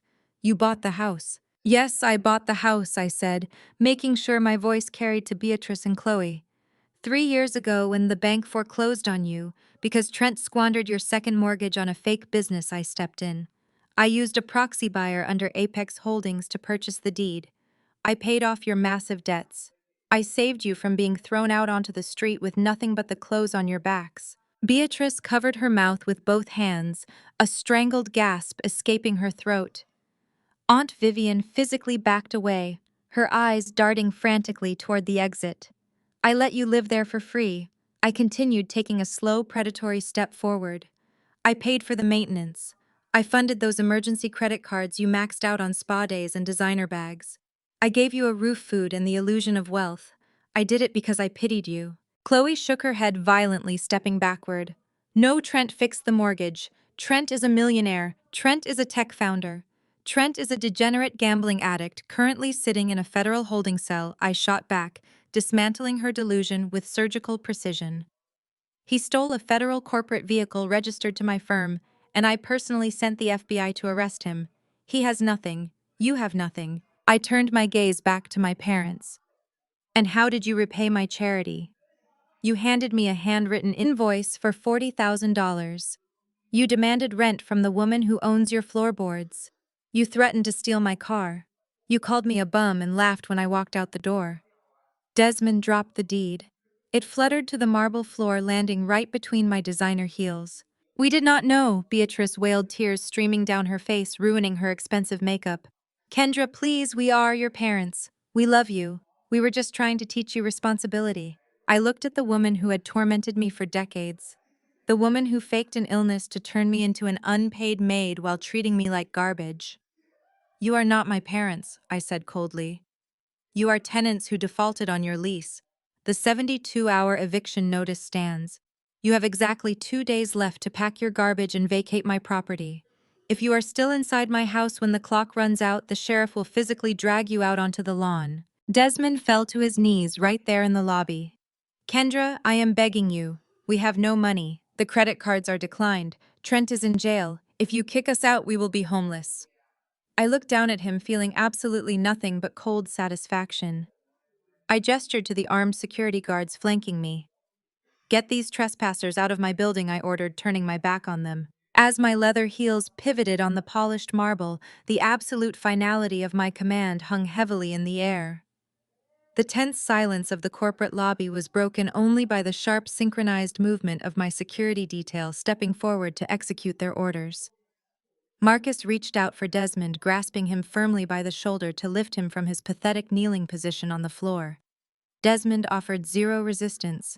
How was a hollowed-out shell of a man, entirely drained of all the bluster and unearned arrogance he had weaponized against me for decades. He stumbled upward, his eyes locked onto the tiles, unable to meet the piercing gaze of the wealthy executives watching his monumental downfall. Chloe was completely paralyzed in fear. She stood frozen against the marble wall, her knuckles turning stark white as she clutched the quilted leather of her Chanel bag like a life preserver on a sinking ship. The crushing reality of her frozen credit cards, her imprisoned husband, and her impending homelessness had effectively short-circuited her brain. She had absolutely nothing left to say to me. No insults to hurl, no superiority to flaunt. But Beatrice was an entirely different animal altogether. For my mother, the loss of money and shelter was a terrifying prospect, but the permanent loss of her carefully curated social facade was a fate far worse than death itself. Beatrice had spent her entire adult life meticulously constructing a flawless illusion of suburban royalty. She lived exclusively for the envy of her neighbors, the validation of her church congregation, and the shallow respect of her country club peers. To have her absolute ruin broadcast live in the middle of an elite financial headquarters, surrounded by the exact demographic of high society people she desperately wanted to impress, was a psychological death sentence. I heard the sharp intake of her breath right behind me. It was not a gasp of sorrow or sudden realization. It was the primal guttural sound of a narcissist experiencing total systemic collapse. She could not accept the harsh reality that the daughter she treated like disposable garbage held the absolute keys to her survival. If she accepted my truth, she had to accept her own monstrous failure as a parent and a human being. Her brain violently rejected the concrete facts, opting instead for pure, unfiltered, blinding rage aimed directly at my own back. "You lying, ungrateful wretch!" Beatrice screamed, her voice completely shattering the quiet professionalism of the expansive lobby. The sheer volume of her screech caused several nearby investment bankers to physically flinch and drop their expensive briefcases. I did not turn around. I kept walking steadily toward the waiting VIP elevator, my posture perfectly straight and utterly unaffected by her tantrum. "You owe us everything!" Beatrice shrieked, the sound of her frantic footsteps slapping aggressively against the marble floor as she violently broke away from Aunt Vivian. "You are nothing without me. I gave you life, and I will take it right back right now." The heavy thud of her charging toward my back was immediate. She bypassed Marcus, diving past the security perimeter with the frantic, chaotic energy of a cornered predator. Her manicured hands were outstretched with her perfectly painted nails aimed directly at my neck. She fully intended to physically assault the chief executive officer of Apex Holdings in the middle of her own corporate fortress. She never even made it within striking distance of my tailored suit. The two uniformed police officers who had been standing by the entrance monitoring the public disturbance reacted with lightning speed. Before my personal bodyguards even had to step in, the larger of the two police officers intercepted Beatrice mid-lunge. He grabbed her extended arm, twisting her forward momentum and driving her straight down toward the floor with practiced, brutal efficiency. The impact was loud and echoing. Beatrice slammed chest first onto the cold imported marble, her expensive silk blouse catching and tearing loudly on the polished stone surface. "Do not resist." The cop barked, his heavy knee pressing firmly between her shoulder blades to pin her securely down. Beatrice thrashed wildly against the floor, kicking her legs and screaming vicious obscenities that completely destroyed any remaining shred of her refined suburban persona.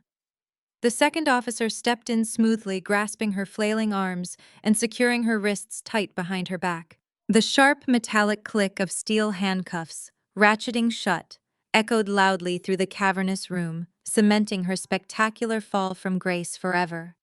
"Let me go," Beatrice wailed, pressing her tear-stained cheek against the cold floor. "She is stealing my house. She is a criminal. You are arresting the wrong person. Help me, Desmond. Please do something to stop this absolute madness right here and right now, I beg." I finally stopped walking.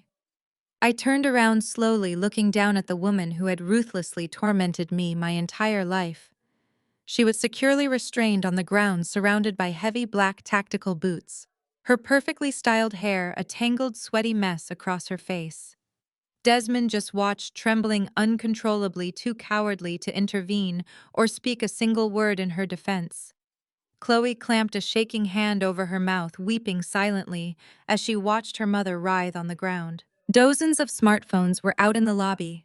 High-net-worth clients and top-tier financial analysts were actively recording the wealthy suburban mother being cuffed for physical assault. The public humiliation was absolute and entirely irreversible. The damaging footage would be circulating rapidly in her precious social circles before she even reached the police precinct for booking. I looked directly at the arresting officer standing over her struggling form. "Press full charges," I stated calmly, my voice projecting clearly for everyone to hear. "Assault and battery on corporate property. Take this violent trespasser out of my building right now and process her immediately. She needs to learn today that her brutal actions have severe and permanent legal consequences." The armed police hauled Beatrice off the polished marble floor of the lobby. She was no longer screaming. The crushing reality of being walked through a lobby of billionaires had broken her capacity for noise.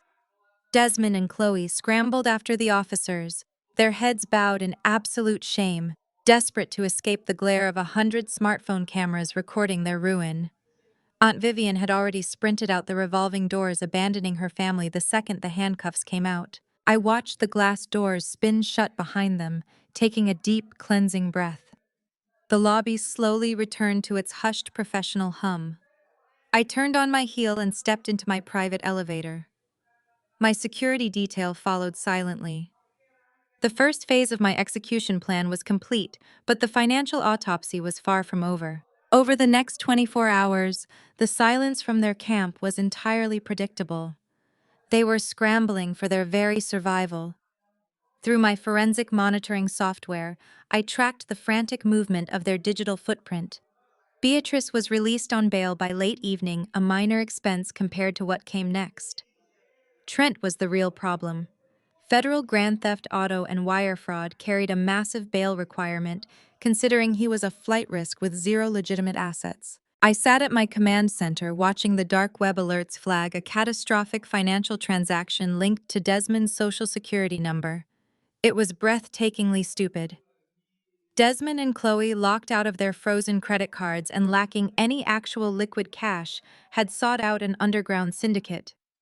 They borrowed $60,000 from notorious violent loan sharks operating out of the city's industrial district to post Trent's federal bond. They signed away their very lives to violent criminals just to bring their fake tech genius back home. It was a spectacular display of reckless loyalty that would ultimately accelerate their total destruction. By noon the following day, my corporate email inbox received a pathetic, groveling message sent from Desmond's phone. The tone was devoid of his commanding arrogance. He begged for a private meeting. He wrote about forgiveness, about misunderstandings, and about giving the family one last chance to make things right.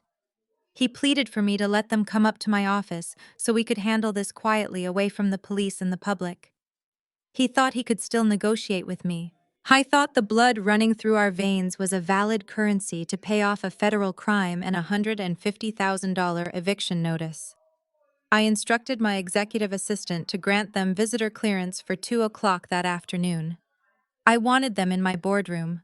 I wanted them sitting in my territory, completely stripped of their power, so I could look them in the eyes when I delivered the final fatal blow to their delusional empire. At precisely 2 o'clock, Marcus escorted my family into the main executive boardroom of Apex Holdings. The room was designed for high-stakes corporate warfare, A massive polished obsidian table dominated the space, surrounded by floor-to-ceiling windows, offering a dizzying view of the city. I sat at the head of the table, flanked by two of my top corporate attorneys. The heavy wooden doors clicked shut behind them. They looked absolutely ruined. Beatrice wore a cheap, oversized sweater, her face devoid of makeup, hiding the bruises from her arrest. Desmond looked like a ghost, his shoulders hunched, his hands trembling as he pulled out a chair. Chloe sat beside him, nervously chewing on her fingernails. And then there was Trent. The white entrepreneur who had called me a poverty-stricken bum was unrecognizable. He was sweating profusely, his eyes darting frantically around the room, jumping at every slight sound. He knew the federal government was building a case against him, but more importantly, he knew the violent loan sharks his father-in-law had just borrowed from were not known for their patience. They sat across from me, looking like cornered animals. Desmond cleared his throat, attempting to muster a shred of paternal dignity. "Kendra," he began, his voice raspy and weak. "Thank you for agreeing to see us. We know things got out of hand downstairs yesterday. Your mother was just overwhelmed by the stress of the situation. We are all under immense pressure right now." He forced a pathetic, trembling smile. "But at the end of the day, we are family. Blood is thicker than water. We share a bond that no amount of money or corporate paperwork can ever erase. We came here to ask you to drop the charges against your mother and your brother-in-law. We came here to ask you to withdraw the eviction notice and let us stay in the house. We can figure out a payment plan for the rent. We can work together to get Trent's business back on track so he can repay you. Please, Kendra, you have the power to fix this nightmare. You cannot throw us to the wolves." Chloe leaned across the obsidian table, tears welling in her eyes, playing the card of the desperate sister. "Kendra, please," Chloe begged, her voice cracking. "You do not understand what is at stake here. Trent made a mistake with the car, but he is a good man. He was just trying to provide for us. The people Dad borrowed money from are incredibly dangerous. They are sending threatening text messages. If you do not call off the federal agents and give us the house deed so we can secure a legitimate loan to pay off these criminals, they are going to hurt us. They are going to hurt Trent. You have millions of dollars. You have this entire tower. You have more than enough to let this go. Why are you trying to destroy our lives over a simple misunderstanding? You are my sister. We grew up together in the same home. You are supposed to protect us." I stared at my sister, her tear-filled eyes begging for a sympathy I simply did not possess. I did not blink. I did not soften my posture. I let the silence stretch across the obsidian table until the sheer weight of it made Trent shift uncomfortably in his expensive but wrinkled suit. "Protect you," I repeated, my voice stripping away every ounce of their emotional manipulation. "You sit in my boardroom, demanding protection after you handed me an invoice for $40,000 to exist in a house I legally own. You invoke the bond of family only when you are the ones facing the executioner." I picked up a small matte black remote from the table. I did not yell. I did not engage in their suburban theater. I simply pressed a button. The heavy motorized blackout blinds slid down over the floor-to-ceiling windows, plunging the room into absolute darkness for a split second. Then the massive digital projector hummed to life, illuminating the entire back wall of the boardroom with a blindingly bright presentation. The screen displayed a complex web of financial data flowcharts, wire transfers, offshore account numbers, and dummy corporations. It was a forensic map of Trent's entire existence. I stood up and walked toward the screen. "You want to talk about misunderstandings, Chloe? Let us talk about financial literacy." Trent loves that phrase. He lectured me about it while plotting to steal a federal corporate vehicle. So I decided to apply my specific brand of financial literacy to his entrepreneurial empire. Trent lunged forward, his chair scraping violently against the floor. "Turn that off!" he shouted, his voice cracking with genuine terror. "You have no right to look at my private business records. This is illegal. Desmond, tell her to shut it down right now." "Sit down, Trent," I commanded. My two corporate attorneys shifted simultaneously, and my security guards stepped forward from the shadows of the doorway. Trent froze, his eyes darting to the armed men before slowly sinking back into his chair. The sweat on his forehead was visibly dripping onto his collar. "As a forensic accountant, I track money that people desperately want to keep hidden," I explained, tapping a laser pointer against a cluster of red nodes on the screen. Money leaves a permanent digital footprint. It never simply vanishes. Trent convinced Desmond to take out a massive second mortgage 3 years ago. $500,000 injected into a proprietary algorithm startup called Nexus Solutions. It was a guaranteed return, Desmond muttered, his eyes glued to the screen. Trent showed me the projections.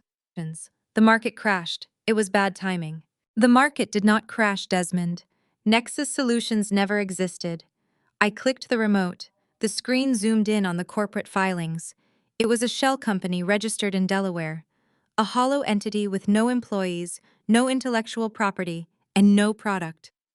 The day after your $500,000 hit the Nexus Solutions business account, Trent authorized a series of aggressive wire transfers. I clicked again, tracing the glowing red lines across the map.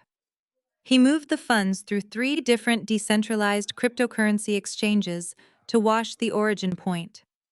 But washing money is only effective against amateurs. I traced every single digital token back to its final fiat destination. Beatrice squinted at the screen, her brow furrowed in deep confusion. What does this mean, Kendra? Speak plain English. Where did the investment money go? It means your golden white son-in-law is a financial parasite, I stated cleanly. He did not lose your money in a bad business deal, Beatrice. He systematically laundered it to evade taxes and hide it from his own family. Look at the screen.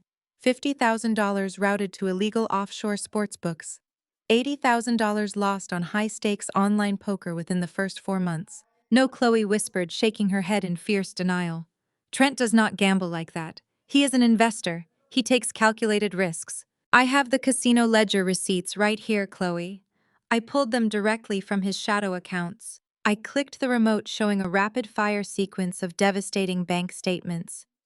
But the gambling debts are just the appetizers. Trent has been bleeding you dry for years to fund a completely parallel life.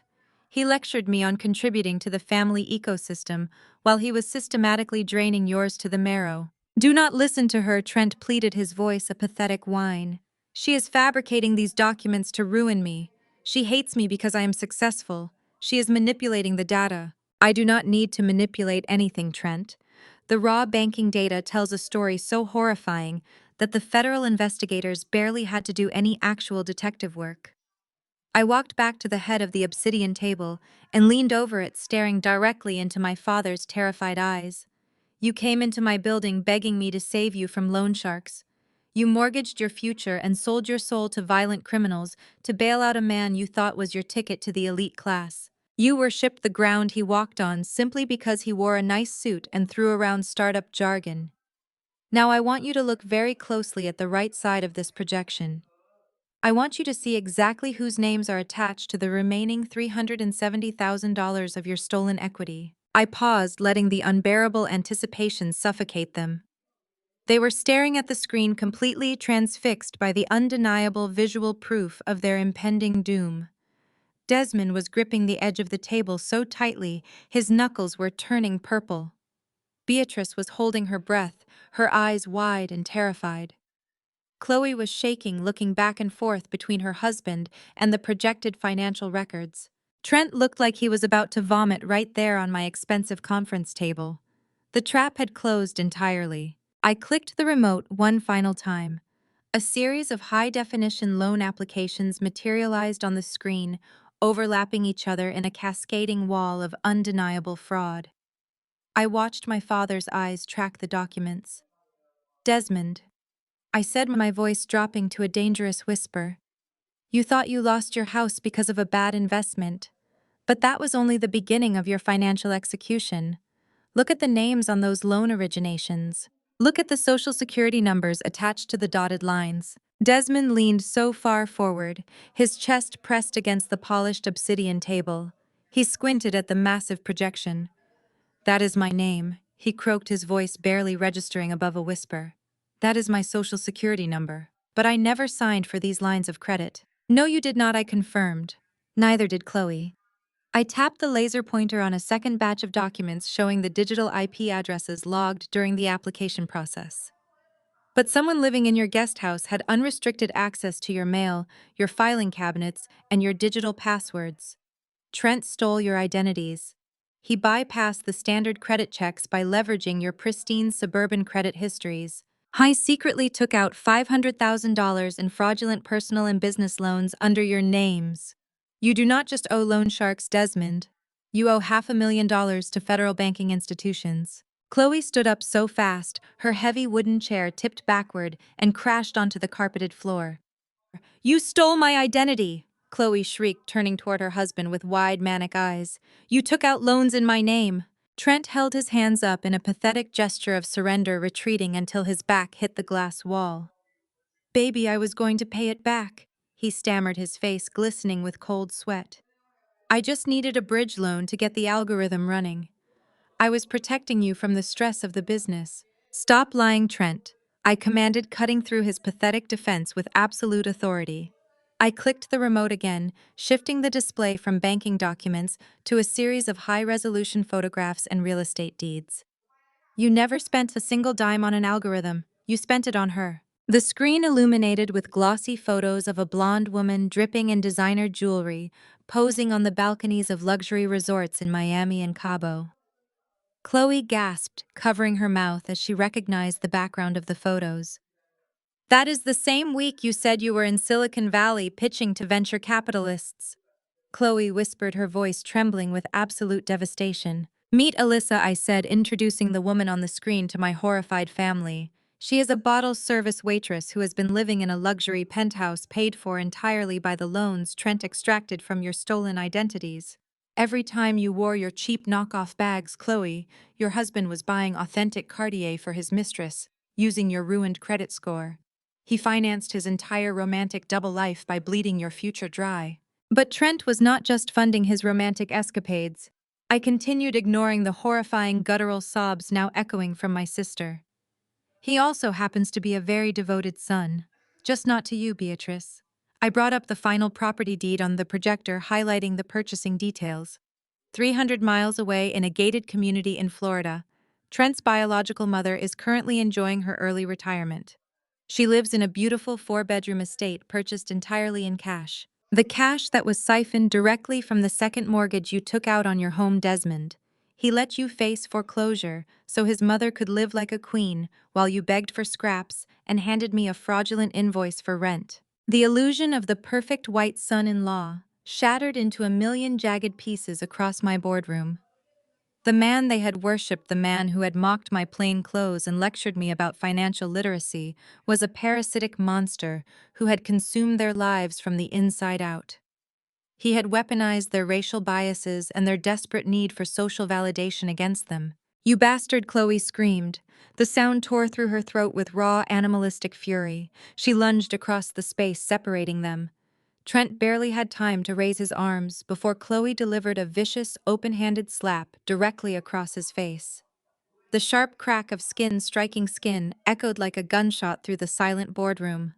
Trent stumbled sideways, his cheek instantly blooming into a bright, violent red welt. You rind me, Chloe shrieked, raining a barrage of frenzied blows against his shoulders and chest. I defended you against my own sister. I let you sleep in my parents' house. You stole my entire life. Beatrice was screaming now, throwing her hands in the air as her entire world completely dissolved into ash. She had abandoned her own daughter to cater to this fraud, and now she had absolutely nothing left to show for it but unpayable debts and total social ruin. I trusted you, Beatrice wailed, pointing a trembling finger at the cowering man who was desperately trying to shield his face from his wife's relentless attack. I treated you like a king in my home. You are a disgusting criminal. Amidst the screaming and the chaotic physical violence, Desmond did not make a sound. I watched my father grip the edge of the obsidian table, his knuckles turning completely white. His face, which had been pale with shock, suddenly flushed a dangerous deep crimson. He clutched his chest with his left hand, his fingers digging into the fabric of his shirt as a terrifying wheeze escaped his lips. This was not one of Beatrice's theatrical fake panic attacks designed for attention. This was the crushing physical manifestation of a man realizing his entire legacy, his wealth, his home, and his future had been utterly destroyed by his own blind arrogance. Desmond collapsed heavily into his leather chair, gasping desperately for air, his eyes rolling back in genuine medical distress. Dad, Chloe screamed, abandoning her assault on Trent to rush toward our father. She grabbed his shoulders, shaking him frantically as Beatrice wailed in the background. "Call an ambulance!" Beatrice shrieked, her voice cracking with pure terror. "Someone call an ambulance right now!" My security team immediately stepped forward, ready to intervene and control the physical violence, but I held up a single hand, halting their movement. I instructed my executive assistant to dial emergency services, but I did not step forward to comfort them. I stood at the head of the table, my posture rigid and my expression completely detached. I watched them tear each other apart in my immaculate boardroom. The family that had bonded together through their shared cruelty toward me was now cannibalizing itself. They were drowning in a toxic ocean of their own creation, fighting for survival, while the man who caused it all cowered in the corner, bleeding from his own wife's manicured claws. The execution was absolute. Within 4 minutes, the heavy oak doors of the boardroom swung open as the building's on-site emergency medical technicians rushed in, followed closely by city paramedics. They pushed past Trent, who was pathetically trying to use the distraction to slip out the door. My security guards instantly blocked his path, shoving the fraudulent tech genius back against the glass wall.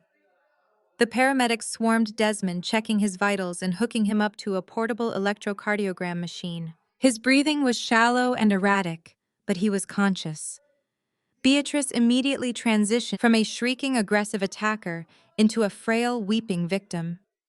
She collapsed dramatically beside the stretcher, clinging to Desmond's hand and crying out to the paramedics that her cruel daughter had induced this medical emergency. Chloe just stood in the corner, hugging her ruined Chanel bag, staring blankly at the man she married. As the medical chaos consumed the center of the room, my eyes scanned the periphery. That is when I spotted her. Aunt Vivian had quietly slipped into the boardroom behind the medical team. After abandoning her sister in the lobby and sprinting out the revolving doors earlier, she had apparently loitered on the sidewalk until she saw the ambulance arrive. Like a vulture circling a fresh carcass, she had followed the paramedics right up to the 42nd floor. She was currently pressed against the far wall near the luxury espresso machine, attempting to blend into the shadows. But Vivian was not just observing the destruction of our family, she was actively broadcasting it. Her smartphone was held tight against her chest, the camera lens perfectly angled to capture the entire boardroom. I could see the faint glow of the screen illuminating her face. She was live on Facebook. Vivian was a notorious chronic gossip. Her entire social currency in their suburban community and within her sprawling church congregation was built on knowing everyone's dirty secrets and spreading them under the guise of asking for prayers. Now she had the ultimate scoop. She had a front row seat to the spectacular downfall of her own relatives, and she was weaponizing it in real time to secure her position as the ultimate victim and the holy messenger of truth. I took a slow, silent step forward, moving out of the direct line of sight of the paramedics so I could hear exactly what she was whispering into the microphone. Her voice was hushed, coated in a thick layer of fake devastation and religious piety. "Please send your prayers right now," Vivian whispered to her live audience, her eyes darting around the room to ensure she was not being watched. "I am standing in the middle of a nightmare. My brother-in-law Desmond is having a severe heart attack on the floor. My poor sister Beatrice is weeping over his body. And who did this? Who is responsible for this tragedy? It is Kendra, my own niece. She has lost her mind to greed. She became a billionaire overnight and it completely poisoned her soul. She is standing here in her expensive suit watching her father die and she refuses to help him. I listened to her weave this incredibly toxic fiction, completely erasing the fact that Trent had stolen $500,000 and that Desmond and Beatrice had tried to extort me for $40,000. Vivian was playing the community like a fiddle. In our culture, the narrative of the ungrateful wealthy child abandoning their hardworking parents is a massive trigger. Vivian knew exactly which buttons to push to incite a digital mob. She wanted to publicly cancel me. She wanted the entire congregation, the country club members, and the neighborhood association to brand me as a heartless monster. "Look at this office," Vivian continued panning the camera slightly to capture the sweeping views of the Atlanta skyline and the imported obsidian conference table. She has all this wealth, all this power, and she just handed her own parents a 72-hour eviction notice. She is throwing them out on the street. She froze their bank accounts. She had her security thugs assault Beatrice in the lobby. I came up here to beg for mercy, to ask her to remember the blood in her veins, but she is cold. She is a sociopath. Please share this video. The community needs to know what kind of demon is operating in this financial tower. We need an intervention. We need justice for Desmond and Beatrice. I watched her screen from a distance. The engagement metrics were skyrocketing. Hundreds of people were tuning in. The floating reaction icons bubbled up the side of her screen, a rapid stream of angry red faces and crying emojis. The comments were likely flooded with outrage condemnation and prayers for my supposedly victimized parents. Vivian was orchestrating a massive public shaming campaign, hoping the social pressure would force me to back down, withdraw the eviction, and release their frozen funds to save my reputation. To Beatrice and Vivian's social standing was the ultimate currency. They attended charity galas, hosted neighborhood watch meetings, and sat in the front pews every Sunday, specifically to maintain the illusion of moral superiority. By broadcasting this heavily edited version of reality, Vivian was attempting to mobilize an army of suburban housewives and church elders against me. She assumed I cared about the opinions of these hypocritical people who had spent the last 20 years judging my plain clothes and praising Trent's fake success. She thought she held the ultimate trump card. She thought she was untouchable, hiding behind her phone screen, broadcasting to a jury of her peers. She believed that public exposure was my greatest weakness, because corporate executives usually loathed bad press. But Vivian made a catastrophic miscalculation. She assumed my forensic accounting skills were strictly limited to corporate audits and Trent's gambling debts. She forgot that I had spent the last 6 months living in that suburban house, quietly observing everyone who walked through the front door. She forgot that I track money for a living, and Vivian had a very specific, very illegal relationship with the church finances she managed. I did not call my security guards to confiscate her phone. I did not shout or demand she turn off the camera. A sudden aggressive reaction would only validate her false narrative and prove to her audience that I was trying to hide the truth. Instead, I reached into the deep pocket of my tailored suit jacket and pulled out my encrypted mobile device. I opened a specific secure folder labeled Congregation Audit. I had prepared dossiers on every single person who had made my life a living hell, and Vivian was right at the top of the list. If she wanted to use social media as a weapon, I was fully prepared to turn this boardroom into a live public execution. I stepped away from the obsidian table and walked slowly toward the back of the boardroom. The paramedics were loudly calling out Desmond's blood pressure readings, and Beatrice was still putting on her weeping widow performance, but I tuned all of that out completely. My eyes were locked dead onto the small black lens of Vivian's smartphone.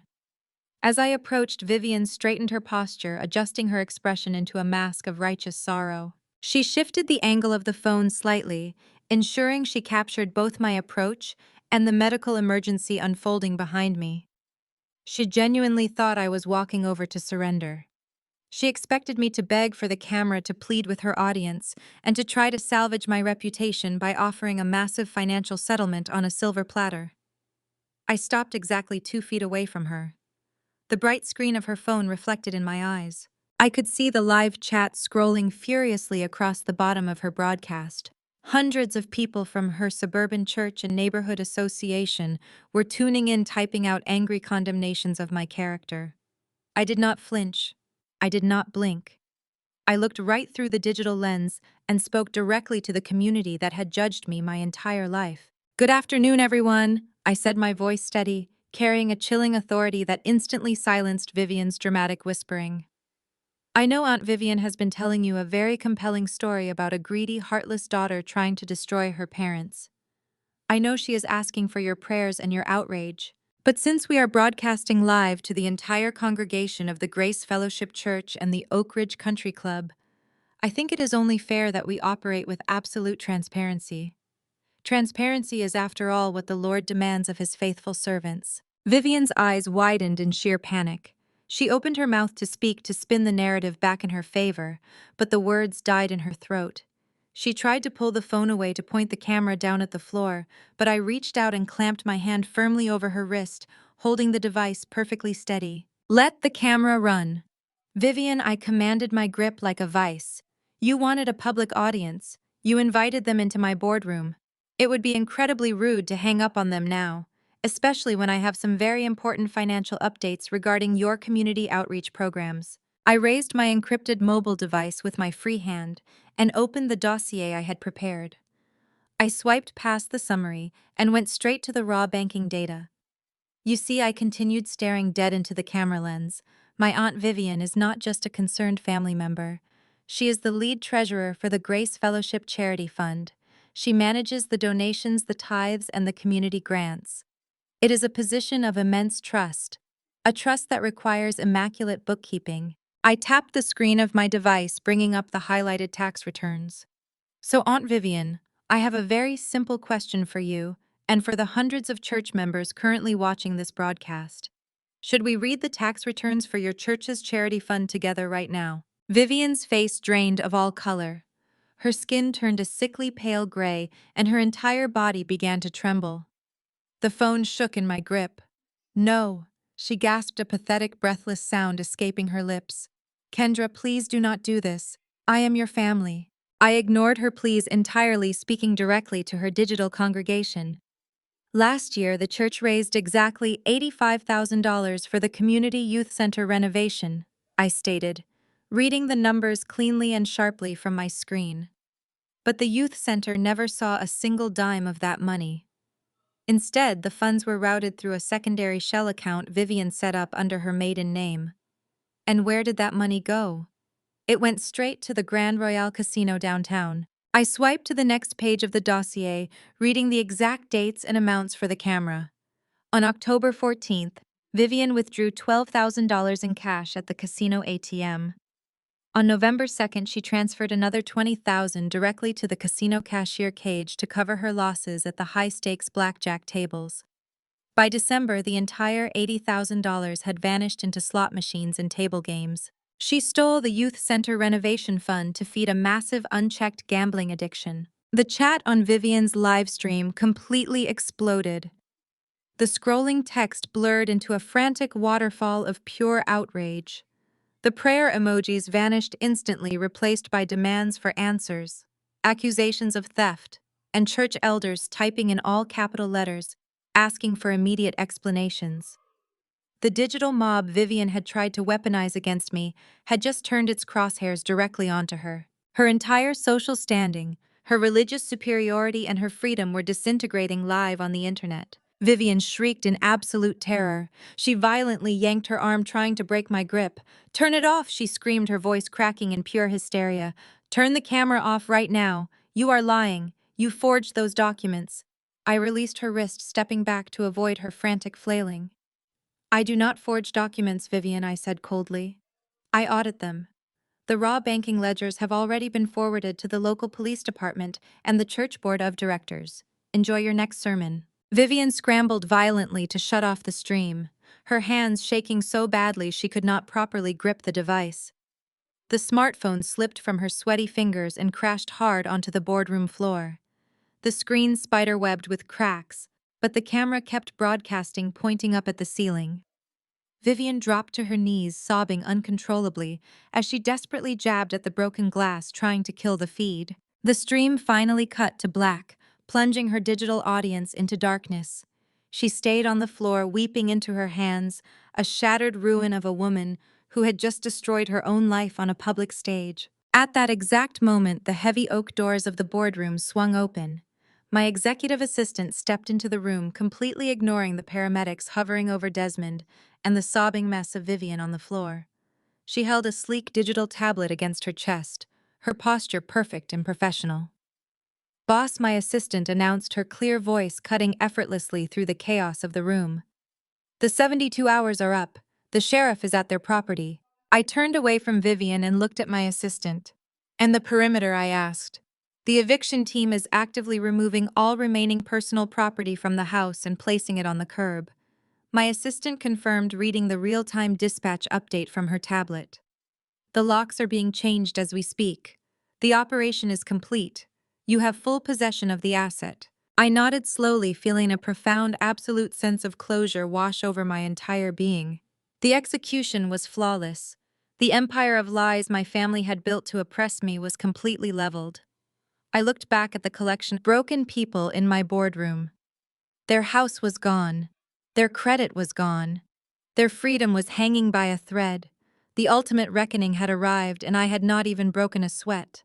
30 miles away from the quiet triumph of my boardroom, the physical manifestation of my mother's worst nightmare was unfolding in broad daylight.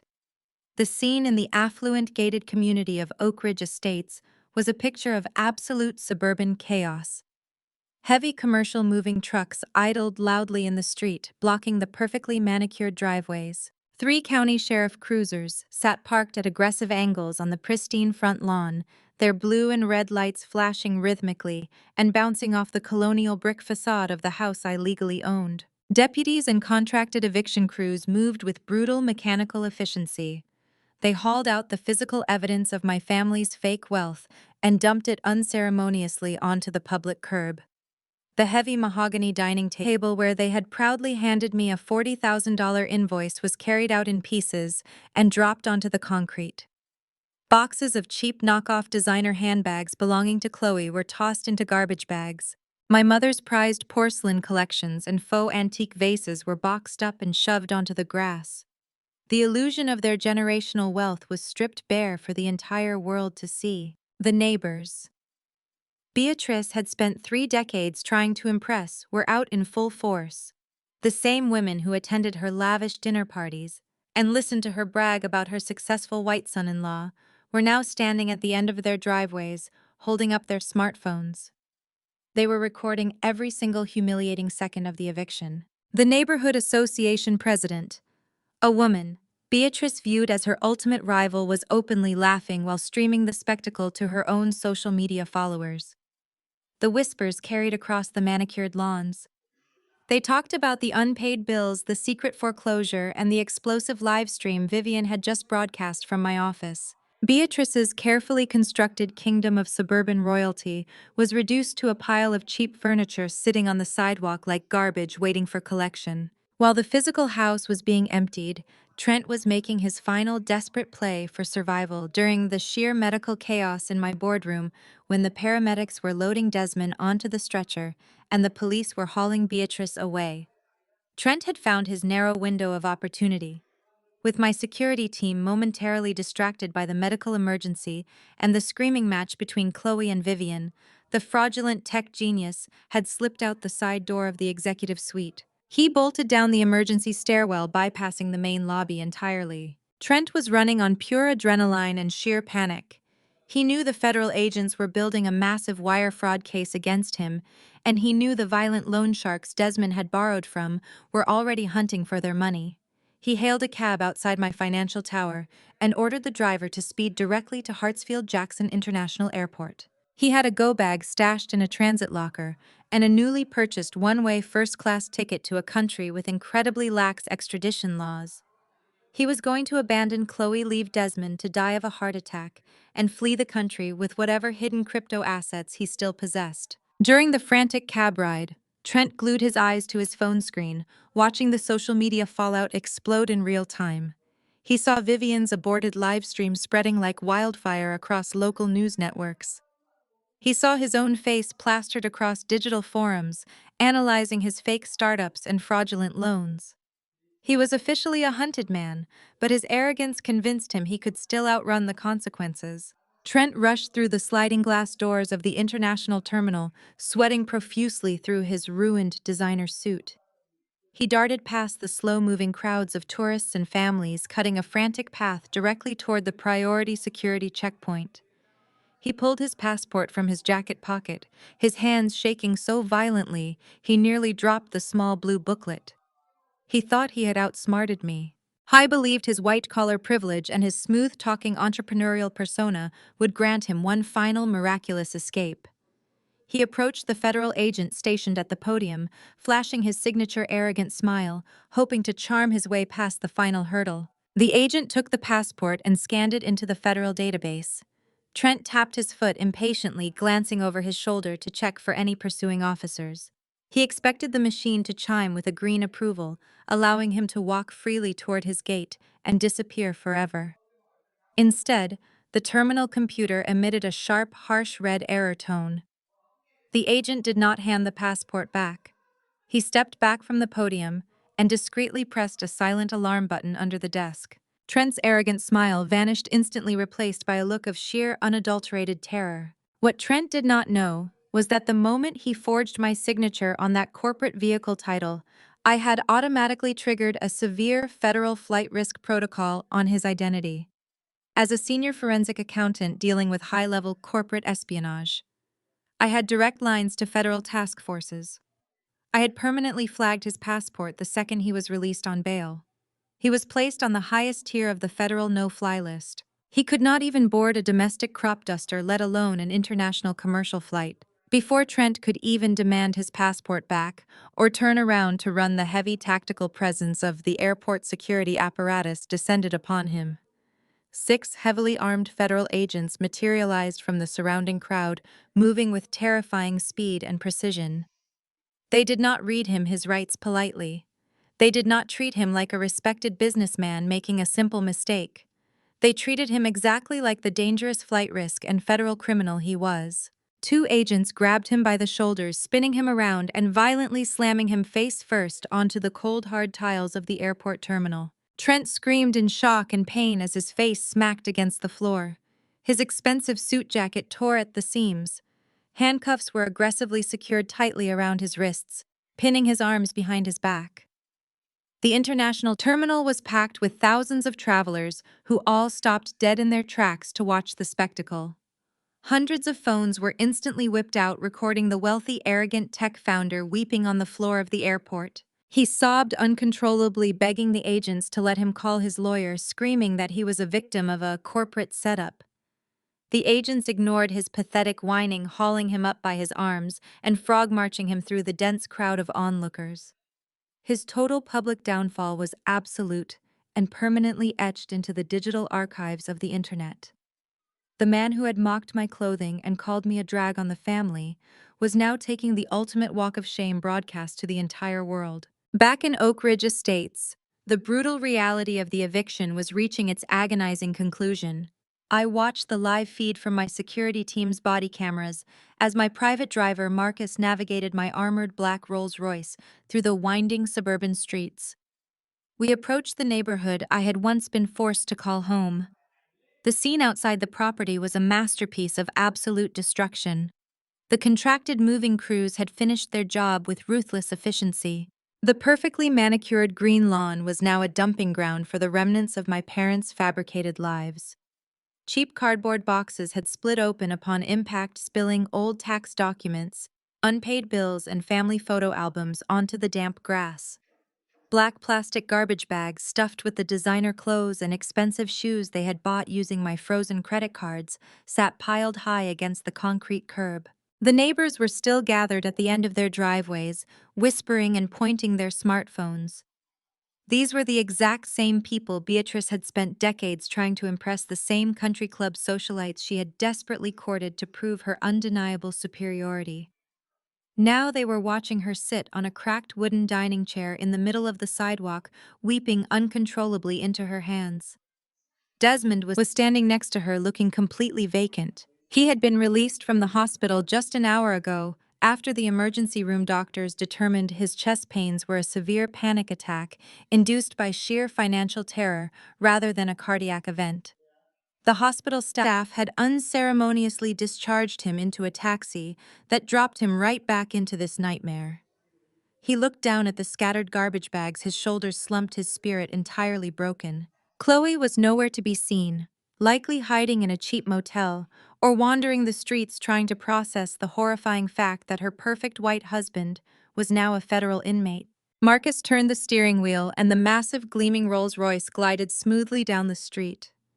The deep purr of the luxury engine drew the immediate attention of the gossiping neighbors. They stopped their frantic whispering and stared in absolute silence as the vehicle pulled up directly alongside the curb, where my parents were surrounded by their ruined possessions. The contrast was striking and deliberate. My car was a symbol of untouchable generational wealth, a fortress of polished metal and dark-tinted glass cutting directly through the wreckage of their pathetic suburban facade. I sat in the spacious back seat, completely shielded from the outside world, feeling an incredible sense of deep, abiding calm. I tapped the intercom button on the center console. "Stop the car right here, Marcus," I instructed, my voice steady. "Keep the engine running. We will not be staying long." As the heavy vehicle came to a smooth halt, Beatrice slowly lifted her head from her trembling hands. Her eyes, bright red and swollen, darted toward the tinted windows of the Rolls-Royce. It took her exhausted, traumatized brain a few seconds to process the expensive license plate and the imposing security guard sitting in the front seat. Then realization struck her like a physical blow. She knew exactly who was sitting inside. The woman who had previously demanded absolute respect and submission. The matriarch who had proudly handed me a handwritten invoice for my very existence completely abandoned her pride.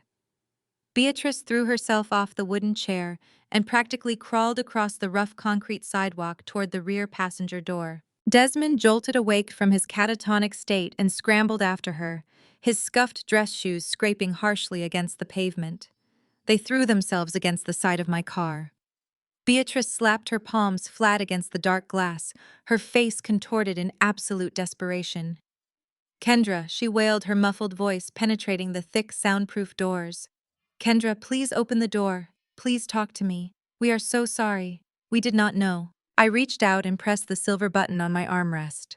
The heavy tinted window glided downward with a soft mechanical hum, exposing me to the warm afternoon air and the pathetic sight of my ruined parents. I was wearing a tailored suit, my posture immaculate and my expression completely devoid of sympathy. I reached up and slowly removed my dark sunglasses, folding them neatly and placing them on the leather seat beside me. I looked down at the two people who had made it their life mission to destroy my self-worth. Beatrice gripped the edge of the window frame, her knuckles turning white, her face slick with tears and ruined makeup. "Kendra, you have to save us," she sobbed, her voice cracking violently. "We have nothing left. The bank accounts are frozen, the house is gone, the neighbors are laughing at us. It was all Trent. You have to believe me. Trent manipulated your father. He lied to us about the business. He poisoned our minds against you. We never wanted to hurt you. You are our daughter. Please let us come with you. We can fix this. We can be a family again." Desmond pushed his way forward, his hands trembling as he rested them on the door panel. "Kendra," he pleaded, his voice weak and desperate.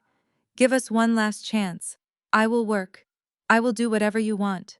I will pay you back every single cent. Just give us the keys to the house. Please do not leave us out here on the street like animals. We are your parents. We gave you life. You owe us at least a chance to make it right." They were still trying to manipulate the narrative. Even now, completely broken and kneeling in the dirt, they were attempting to shift the blame entirely to Trent and weaponize my sense of filial obligation. They wanted me to feel guilty for surviving their abuse. I looked at Desmond's shaking hands and Beatrice's tear-streaked face. I felt absolutely nothing but a cold, hollow satisfaction. "Your $40,000 invoice is paid," I stated, my voice smooth and freezing cold, cutting through their frantic begging like a scalpel. Beatrice stopped crying for a fraction of a second, genuine confusion washing over her face. What, she gasped. I looked directly into her terrified eyes, holding her gaze captive. "I absorbed your massive debt. I bought the house you squandered. I funded your fake wealthy lifestyle for 6 entire months while you treated me like a stray dog. That was your payment. And as for raising me," I continued, my gaze shifting to Desmond, who physically flinched under the heavy weight of my stare. "I just gave you back your freedom. You no longer have to worry about your disappointing daughter dragging down your precious family ecosystem. Do not ever look for me again." I did not wait for their response. I did not need to hear another desperate lie or pathetic excuse. I pressed the silver button on the armrest. The tinted glass window hummed to life, rising smoothly and steadily upward. Beatrice screamed, slamming her hands against the glass as it closed, shutting her out completely. Desmond fell back against the pile of garbage bags, clutching his chest, as the brutal reality of my final words crushed the last remaining breath from his lungs. "Drive, Marcus," I commanded without looking back. The Rolls-Royce accelerated smoothly away from the curb, leaving Beatrice and Desmond kneeling in the dirt, surrounded by black plastic bags and shattered furniture. The neighbors continued to record their ultimate humiliation as my car turned the corner and disappeared into the city, completely severing the toxic bloodline forever. 6 months later, the world moves at a completely different pace. The frantic, desperate energy that once consumed my daily existence has entirely evaporated, leaving behind a profound and unshakable stillness. The dust has finally settled over the ruins of my biological family, and the consequences of their relentless greed have permanently cemented their new reality. Desmond and Beatrice are currently living in a cramped one-bedroom apartment on the extreme outer edge of the city. The building is a decaying concrete block where the heating system barely functions in the winter and the plumbing constantly groans behind the thin walls. Roaches boldly scatter across the peeling linoleum floors of their tiny kitchen in broad daylight, a harsh and constant reminder of how far they have fallen from their manicured suburban estate. They have been entirely and ruthlessly ostracized by their former community. The elite country club revoked their membership immediately after the public eviction, citing a breach of moral conduct. The church congregation, driven by Aunt Vivian's catastrophic livestream failure, completely exiled them, refusing to return their phone calls or acknowledge their presence in the grocery store aisles. They spend their days sitting in a humid, claustrophobic living room, staring blankly at a small television screen. The silence between them is heavy and suffocating, because they have absolutely nothing left but mutual resentment.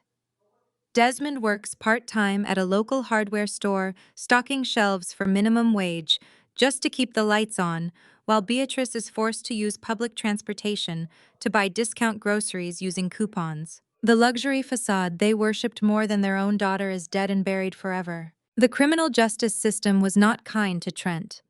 He is currently residing in a maximum security federal penitentiary located 3 states away. The government prosecutors did not offer him a generous plea deal. Because he stole a federal corporate vehicle, committed extensive wire fraud, and stole the identities of his own family members, the federal judge handed down a severe, unyielding sentence.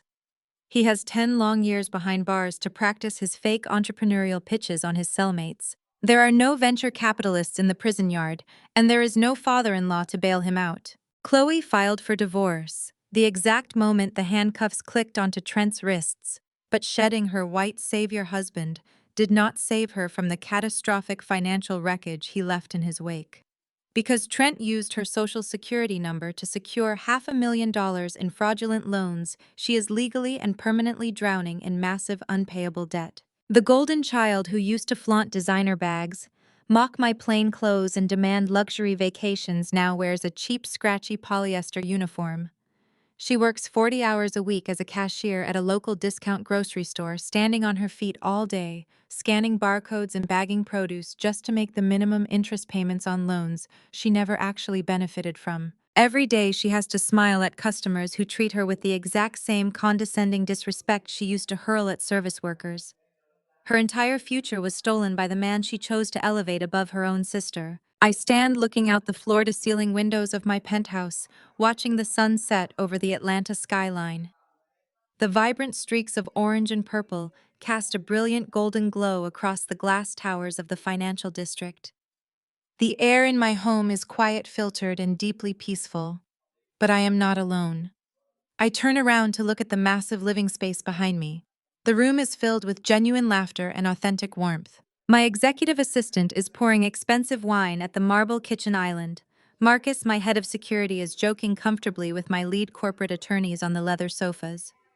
My business partner Jordan is setting out a massive spread of catered food for everyone to enjoy. These people are my chosen family. They are the individuals who respected me when I was quiet, who protected me when I was vulnerable, and who stood unwaveringly by my side when I burned a toxic empire to the ground. They value me for my mind, my character, and my loyalty, not for what they can extract from my bank accounts to fund a fake lifestyle. Society constantly conditions us to believe that blood is an unbreakable and sacred bond. We are taught from a very young age to endure endless emotional abuse, financial manipulation, and blatant disrespect simply because the people hurting us happen to share our DNA. But blood does not entitle anyone to your peace. Blood does not give a mother permission to treat her daughter like a disposable financial safety net while actively destroying her self-esteem. Blood does not give a father the right to enable abuse and demand obedience from a child he refuses to protect. You are under no obligation whatsoever to set yourself on fire just to keep your toxic family warm. The most powerful choice you can ever make in this life is to recognize your own profound worth and to surgically cut the cancer out of your world. Walking away from people who demand your destruction is not an act of cruelty or selfishness. It is the ultimate act of self-preservation. You have the absolute right to build an impenetrable fortress around your peace and to fiercely guard the gates against anyone who tries to tear you down. Thank you so much for listening to my story today. If you have ever had to make the incredibly difficult decision to cut off toxic family members and protect your own peace, I want to hear from you. Share your experiences in the comments below, because your story might be exactly the validation someone else needs to read today. Please make sure to hit that like button and subscribe to the channel for more true stories about surviving narcissistic abuse and claiming your ultimate revenge through sheer undeniable success. Stay strong, guard your peace, and remember that the absolute best response to toxic people is a life incredibly well lived. See you in the next video. The story teaches a profound lesson: sharing DNA does not entitle anyone to exploit or disrespect you. True family is not determined by blood, but by unconditional love, mutual respect, and genuine support. When toxic relatives demand your destruction to fuel their own greed, you owe them absolutely nothing. Walking away from abuse is never selfish. It is the ultimate act of survival. You must build a fortress around your peace and fiercely guard your boundaries. The absolute best revenge against manipulation is living a highly successful life. Please like, subscribe, and share your own experiences in the comments below.